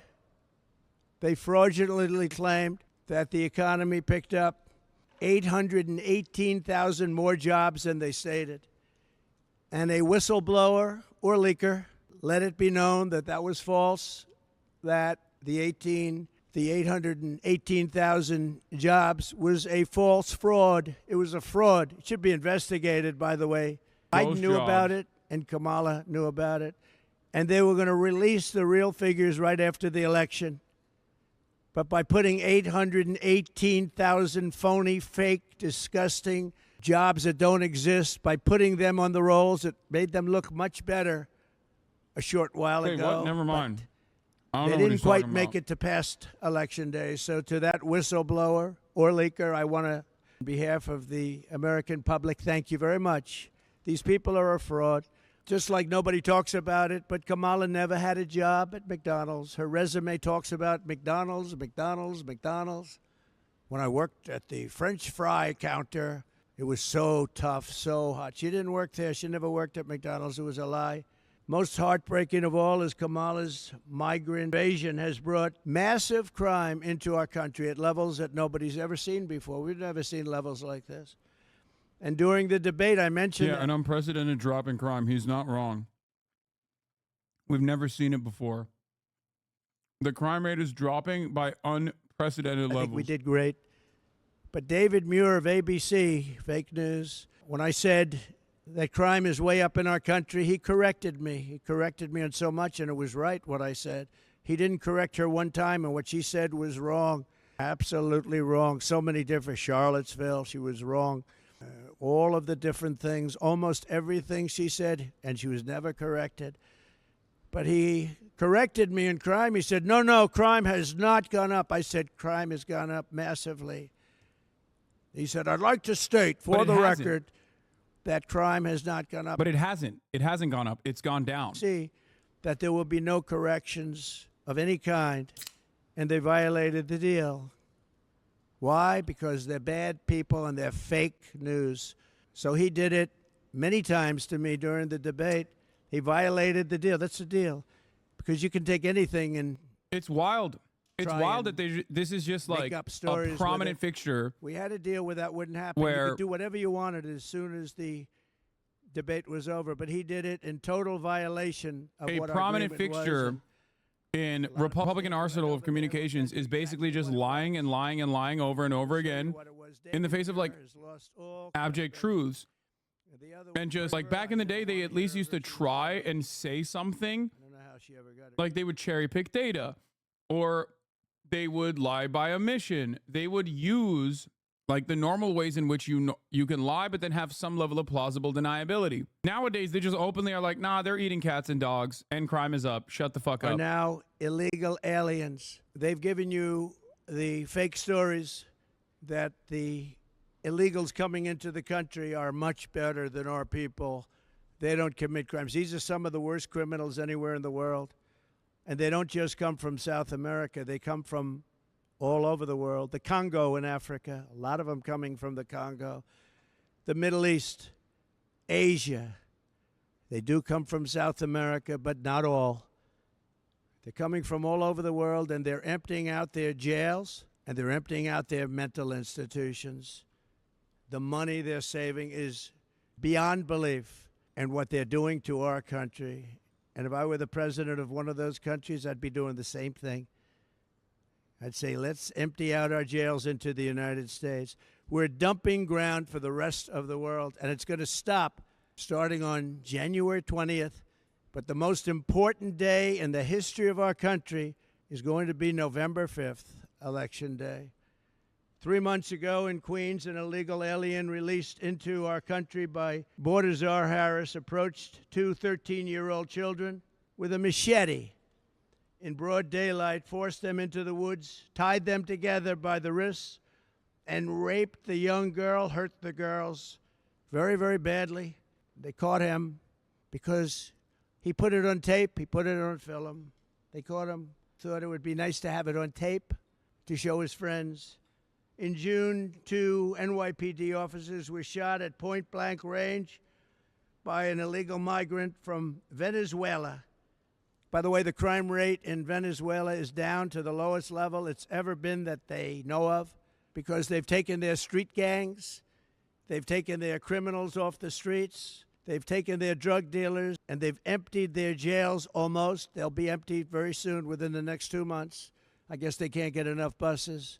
But they're bringing people at record levels to our country. These are criminals, and their crime rate is the lowest it's been ever that anybody can remember. It's become, Caracas has become a safe and wonderful city, like our cities that are getting Bro's worse running and for worse with president of this Venezuela, dude. horrible invasion that Kamala, in particular, because I'm no fan of Biden. He's been a terrible president, doesn't know what he's doing, and he proved that during the debate. But you know what? He assigned her the job, and whether you call her a border czar or just say that she was put in charge of the border, doesn't make any difference. Same thing. She's done a horrible job, and she'll be out there tomorrow standing probably in front of the wall that I built, trying to say what a wonderful job she did, and the fake news will believe her because that's what they want to do. That's great, man. She didn't, I love and that. I hope everybody out there understands that. I love that, Patrol as custody predicted, was- when Kamala Harris and the Democratic Party go right on immigration, obviously these fucking assholes go even further right on immigration. Wonderful. All they do when they do this, when the Democrats do this, by the way, is normalize right-wing sentiment. If you don't address some of the insane lies that Donald Trump is telling a mile a fucking minute, all you have done in that process is normalize these lies, and you have people on your side of the political spectrum believe it. Wonderful stuff. Her by force with a metal pipe and raping her again and again, over and over, and hurting her very badly. In Indiana this June, a woman was kidnapped by 2 illegal aliens, brought to a house, held down and raped, and then forced into the back of a car while illegals drove around talking about how to kill her. Let's find out how to kill her. She threw herself out of the moving vehicle, was badly hurt, but escaped. And she said, "They didn't mean to rape me. They meant to kill me." That was her statement. Earlier this year, an illegal migrant from Haiti granted entry by Kamala and her horrible policies, and in particular, her phone app, which nobody can even believe exists, and the people that deal with the phone app. I think it's pretty wild that like there's a sum total of like 60 plus rape and murders total committed by undocumented migrants in this current fiscal year. And Trump has mentioned approximately half of them in the process of his remarks. Now, if the American government was not like actually actively targeting whoever does crimes, right? Local municipalities, police officers and whatnot. We're not actively targeting these fucking people that are doing crimes and then arresting them. You would maybe have an opportunity to say, what the fuck is going on here? Okay. The issue, however, is that when you look at the actual reality, when you look at the actual data and you find out that undocumented migrants are 4 times less likely to do property crimes in comparison to natural-born U.S. citizens, or 2.5 times less likely to do any violent crime in comparison to natural-born U.S. citizens, you realize that hyper-focusing on undocumented migrants in this way is simply to just make it seem as though every undocumented migrant is out there mentally ill, an escapee from an insane asylum, walking around with a fucking machete to go and like kill and mutilate and rape people. That is what the actual problem here is, when that is the opposite of the reality. Okay? And if there is no one that will speak truth to this insanity, to these racial screeds that Donald Trump is routinely pumping, and more Americans are going to believe it. Hasn't she done it? And why didn't she do it almost 4 years ago? All of these things she could have done 4 years ago. You will hear Kamala claim that the reason the border is not secure is that Congress has refused to pass her atrocious border bill. It's the worst bill you've ever seen. It would allow people to come in here at levels that would be incredible and would allow them to get citizenship. The story he told us about Sherry Papini, who went to prison for making up the whole story. Wait, what? California woman who pleaded guilty to faking her own kidnapping and lying about it to the FBI was released from federal prison into community confinement. Online jail records show that she will be at location overseen by residential reentry management. Papini was sentenced to 18 months in prison in September after pleading guilty to 2 counts of a 35-count indictment, admitting to mail fraud and lying to a law enforcement officer. The charges didn't stem from her faking her abduction, but rather the lies she continued to tell for years afterwards. Papini crafted an elaborate lie telling authorities that 2 Hispanic women had abducted her. Her story began to unravel when investigators found male DNA on her clothing that led them that led them to her ex-boyfriend, whom she had been staying with while she pretended to be missing. He dropped her off along Interstate 5 when she said she wanted to go back home. They're trying to make it look better now. But the damage was done over the first 3 years. They're trying to do anything to make it look better because it doesn't poll very well for them, but it polls very well for me. I think I won the election in 2016 because of the border. I fixed the border. I couldn't even talk about the border. My people would say, sir, nobody's listening. You fixed it. Nobody cares in 2020. Then I got millions of more votes in 2020 than I got in 2016, the most votes of any sitting president in history by far. Wait, no. But I couldn't talk about the border because I fixed it. Joe I Biden fixed got it. more It was votes, great. man. What the fuck? But now we can talk about the border.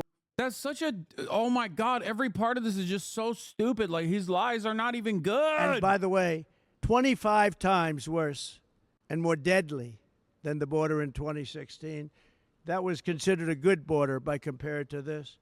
But it would provide illegal Oh, he's a bill, sitting president. alien taxpayer-funded lawyers. Every illegal alien would have a taxpayer-funded lawyer. But This Joe the bill Biden that is a she current said she sitting wants. president.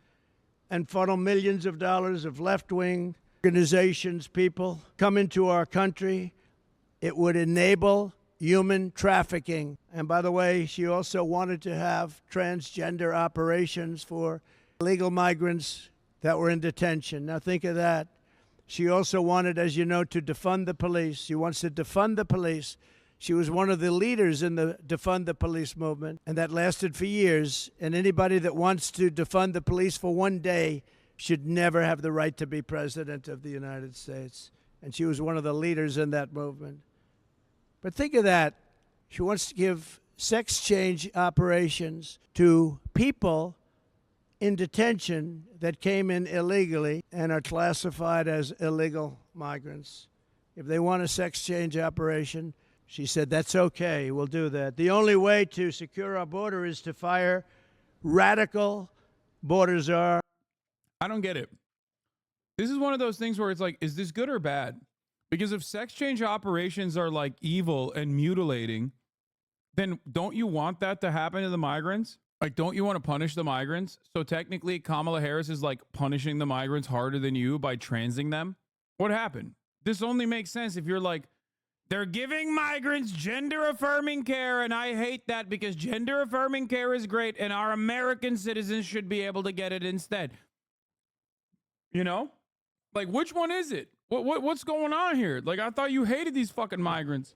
Before being And I thought you hated gender-affirming care. So Kamala Harris is just punishing them by transing them.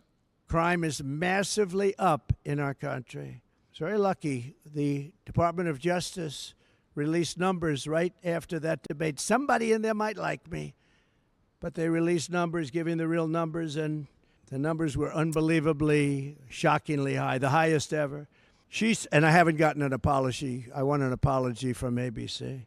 She supports free taxpayer-funded health care for illegal aliens, and even, as I said, some of the horrible things that she's willing to do, including the sex change operation for people in detention. Called for abolishing immigration detention centers. She wants to have detention centers, but detention centers that you can get out of. Remember when in 2014 Obama built cages, and the fake news tried to say, I built them. Fortunately, we had a great American that said, no, these were built during the Obama administration, and Biden knew about it, but I don't think Biden knows too much. And we have one other thing. Once again, doesn't that make she's sense. called. She's called the grandmother pro-children of in sanctuary cages. cities. I'm going to terminate all sanctuary cities. Sanctuary cities are sanctuary for criminals. They're sanctuaries for criminals. And, you know, you can go to California, where she ruined San Francisco. She destroyed. San Francisco may have been the greatest city in the world 16, 18 years ago, and now it's a practically unlivable place. And I hate to say that. I have property in San Francisco. It's not a good thing to say, but this far supersedes my ownership of property. It's an unlivable place. It was the best city. Bob Tisch of Lowe's, friend of mine, great guy, wonderful man. He was in San Francisco. He was in Chicago. He had big businesses all over, the Tisch family. Bob Tisch used to tell me that he thinks San Francisco is the greatest city in the country. He passed away quite a while ago.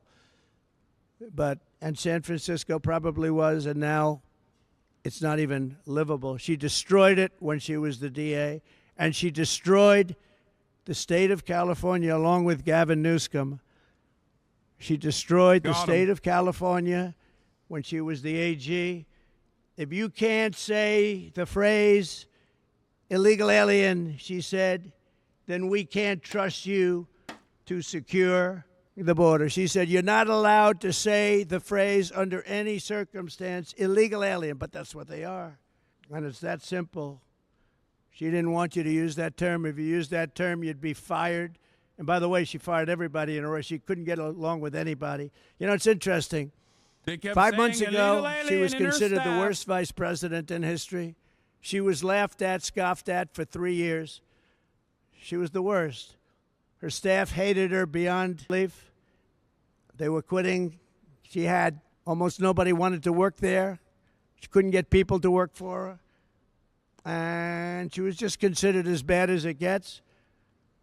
And she wasn't going to be chosen. No way that she was going to be chosen to replace Joe Biden. We had the debate. After the debate, they said, oh, this guy, we got to change him. I think we were up 21 points.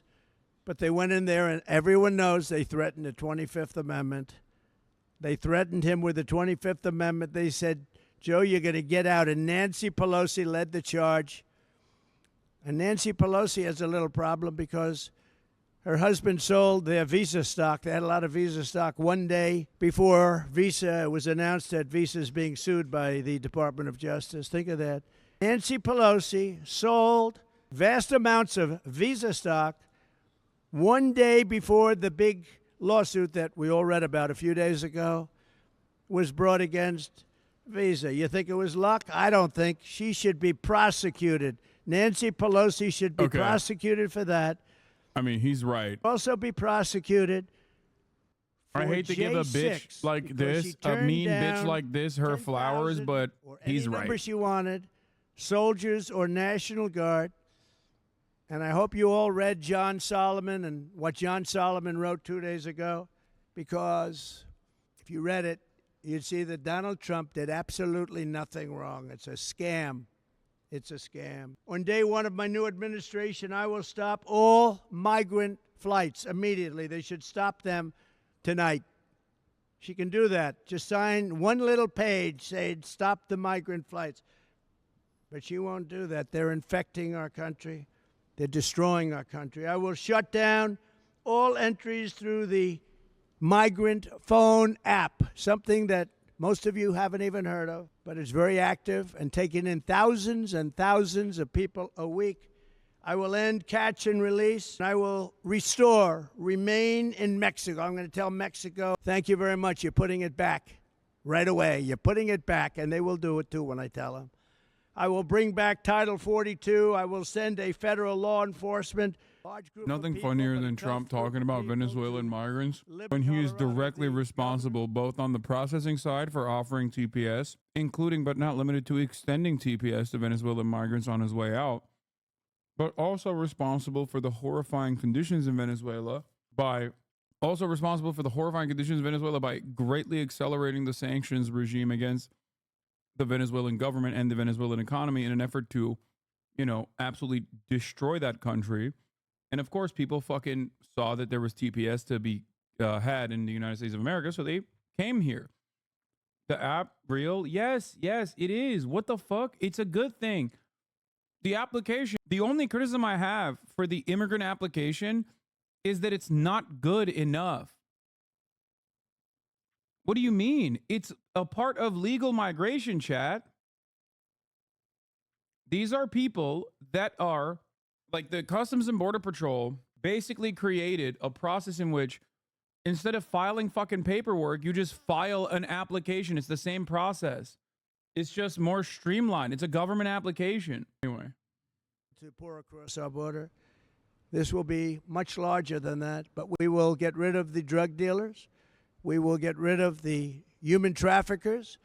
We will get rid of the murderers, the people that came out of jails and the people that came out of mental institutions. They will all be gone, and it'll happen very quickly. It's such a fucking insane thing to complain about. Like, you're literally complaining that we have found a method to faster process undocumented migrants and offer them documentation. Because never forget, the difference between an undocumented migrant and a documented migrant, like a legal immigrant versus an illegal immigrant, is paperwork. He's mad that there's paperwork. Anything she says tomorrow, you know, is a fraud, because she was the worst in history at protecting our country. So she'll try and make herself look a little bit better, but it's not possible. Normally, I would save this speech till after she leaves, but there's not a thing she can say to make it change. As you know, President Zelensky is asked to meet with me, and I will be meeting with him tomorrow morning at around 9:45 in Trump Tower. And it's a shame what's happening in Ukraine. So many deaths, so much destruction. It's a horrible thing. And one of the things that are very bothersome to me is the fact that Europe is paying only a small fraction of the money that the United States of America is paying. And we have an ocean between Russia and ourselves. They don't.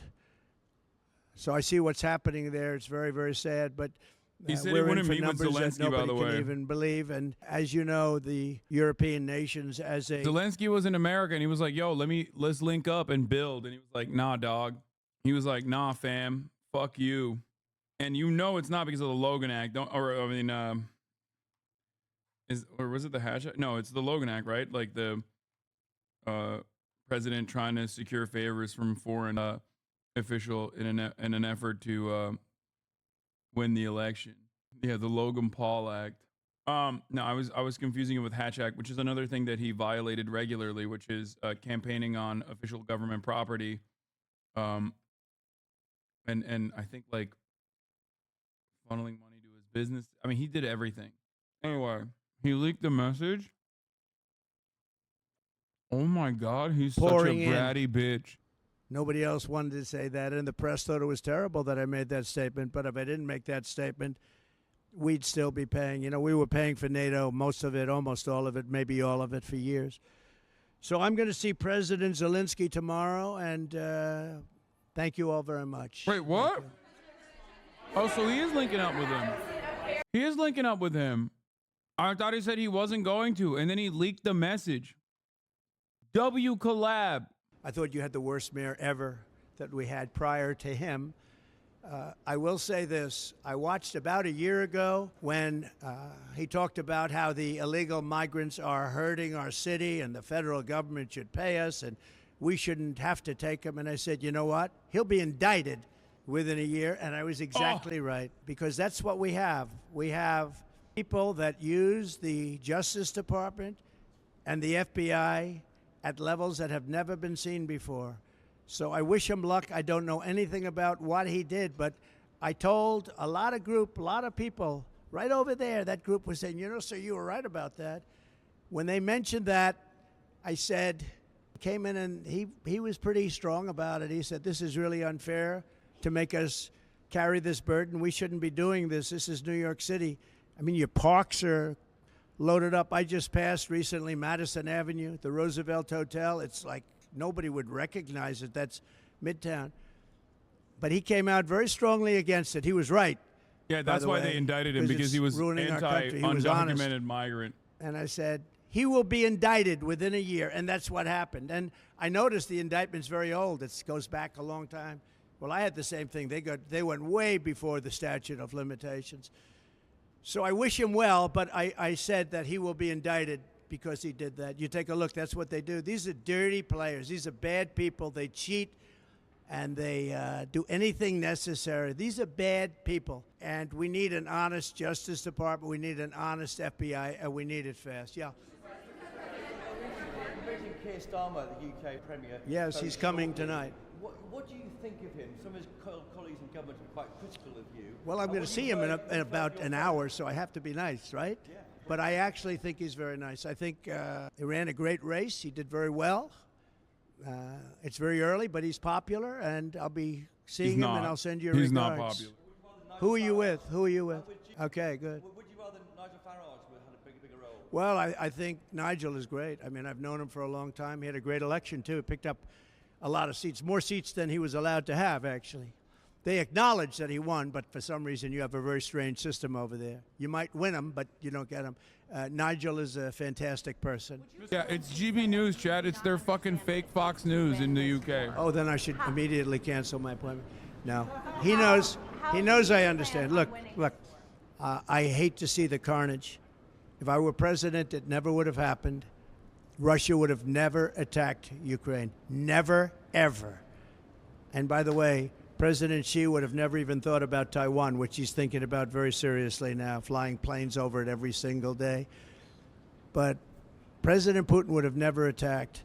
When I look at the horror show that's gone on, and the level of death is far greater than what is being reported. When you look at those cities, they're all knocked down, those beautiful, gorgeous golden domes, they're shattered and lying on their side, never to be replaced again. You can't ever replace that. 2,000 years old. When you look at the heritage of that really very vibrant country in so many different ways, how it's been so broken, the people... Ukraine, a very vibrant country. Where they have to use old soldiers, old men, and young boys because they're running out of soldiers. It's a very terrible thing. And then you see that the United States is paying for most of it, and Europe is not chipping in. And all you have to do with Europe is the same thing I did with NATO. Say you have to pay. And if you say you have to pay, they will.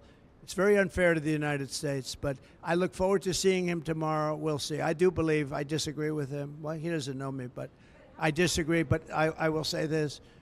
I believe I will be able to make a deal between President Putin and President Zelensky quite quickly. But what does that look like? What does that look like? What does that I don't want to tell you what that looks like. The Vice President suggested today that your strategy with Ukraine amounts to surrender to Russia. How do you respond to that? No, I don't think so. I don't think so. And it's not a surrender. What my strategy is to save lives. I want to save lives. Millions of people are dead. Millions more than they even think about. And it's not my fight, but it is a fight to save humanity. That is a terrible, let me explain. That is a terrible war that would have never happened. And it didn't happen. I even have Democrats. I watched them on Deface the Nation and some of the shows this weekend. Russia and never they invaded said, well, Ukraine? we agree that it wouldn't have happened if Trump were president. I was very generous of them. But it would have never happened. That's what bothers me even more. There was no reason for that war to happen, but it did happen, and millions of people are dead, including soldiers from both sides. It's so sad to see it, and I'll meet with President Zelensky, and we'll see what happens, but I believe I can work that out. Would you encourage It would have been, I will say this, it would have been a lot easier to work out prior to the start. And Putin never, ever even thought about going in, and it was the apple of his eye. I knew him very well, had a very good relationship, despite the Russia hoax. It was a total hoax. But we had a very good relationship. Fortunately, otherwise we could have ended up in war over that. It's very dangerous. You know, when you make up stories like that, it's very dangerous. The laptop from hell was very dangerous. But Putin told me often, it's the apple of his eye. But I said, Vladimir, don't even think about doing it. He would have never done it. And then, of course, through stupid oil policies and energy policies where oil get up to almost $100 a barrel, Putin said, wow, I have a lot more money than I thought I had. And he prosecuted the war. But even if it went up, and it wouldn't have gone up like that, that's what caused inflation, that and stupid spending for the Green New Deal, which was a Green New Scam, turned out. Do you notice that they don't ever mention anything about environment anymore? What happened to the environment? They don't mention it. They don't mention that the ocean's going to rise 1/4 of an inch over the next 500 years. This is like good Trump, okay? It's incredible. Like good for his I will own say audience this, though. and good messaging. What they should start mentioning is nuclear warming, because we're in grave danger. The world That right is in there grave is like old school Trump using the Democratic incompetence against them to be like, what happened? Do you not care about the environment no more? What the fuck's going on there? Or maybe it was fake and you know it is like exactly the type of messaging he should be hammering on, like immigration too, which he does a little bit more now. October 7th would have never happened. Iran had no money. I guess that's probably why you hear the stories about Iran. Only a consequential president would have this happen. only a consequential president. But Iran would have made a deal with us. It would have been a great deal for them. The only thing is they cannot have nuclear weapons. And we would have had it because Iran had no money during my administration. They were broke. And they would have made a deal and they would have been happy. And they would have had an unbelievable civilization. But it didn't work out that way because of a thing that was very sad to watch. That was the election, a very sad thing to watch. Would you still make a deal with them now after everything that's happened? If you were reelected, Make a deal with who? Make a deal deal with who? Would you try to make a deal with Iran of some kind if you were reelected? Sure, I would do that. Yeah, I believe in getting. It doesn't. Why are you hyping him up? Matter. I have a. I famously I have a hate great the memory, but environment it's a memory. and also hate migrants. That's why I'm hyping him up and not actually offering sound analysis. A lot of what Trump is saying is really horrible. Okay, like horrible on the moral grounds, but sometimes he is still capable of presenting a genuine threat in terms of his messaging. Was one of those moments where he did it, where he had a good one after the election. They could have done that too, but they had no idea how to go about it. They could have done it because I gave them a country that wanted to make a deal. They had to. There was no money to Hamas. There was no money to Hezbollah because Iran didn't have the money. Now Iran has $300 billion. They made it all in the last 3.5 years. The sanctions came off. They made it all in the last 3.5 years. Plus, they essentially have Iraq as a subsidiary, and Iraq has $300 billion. So Iran is a very rich country. They have $600 to $650 billion, including Iraq. Iraq doesn't like it when I say that, but that's true. They're really a subsidiary because foolishly Bush wiped out. You had two powerful forces. One of those forces got wiped out. And now the other force, after 1,000 years, walks in and just essentially takes it over. So it's very sad to watch. But Iran now is a big force because they're very rich. Iran was not rich at all. Iran didn't have the money to take care of the various organizations of terror. Okay. Yesterday at the UN General Assembly came together to call for an immediate ceasefire. Prime Minister Benjamin Netanyahu is speaking at the UN tomorrow. He has refused to do that. What would you do differently to prevent the Middle East? Well, you have to have that ended one way or the other. The world isn't going to take it. You have to have that ended, and I would think that we're getting close to a point where maybe it can end pretty soon. But you're going to have to end. That's unacceptable. The whole thing over there is unacceptable. That's another one. October 7th would have never happened. Would have never happened. Ukraine and Russia would have never happened. Think of it. Would have never happened. Inflation would have never happened. Think of the world. The Afghanistan pullout in that way. We would have pulled out, but we would have pulled out with dignity and strength. I'm the one that got it down to that number. But I would have kept Bagram, because Bagram is this massive Air Force base that we built many, many years ago with billions and billions of dollars, the most powerful runways that can hold more load than any other runway in the world. And we walked away from it. And it wasn't Afghanistan that was the problem. We walked away from a great military base that we built to the highest specifications that was 1 hour away from where China makes its nuclear weapons. We are being run by Kamala, who is grossly incompetent.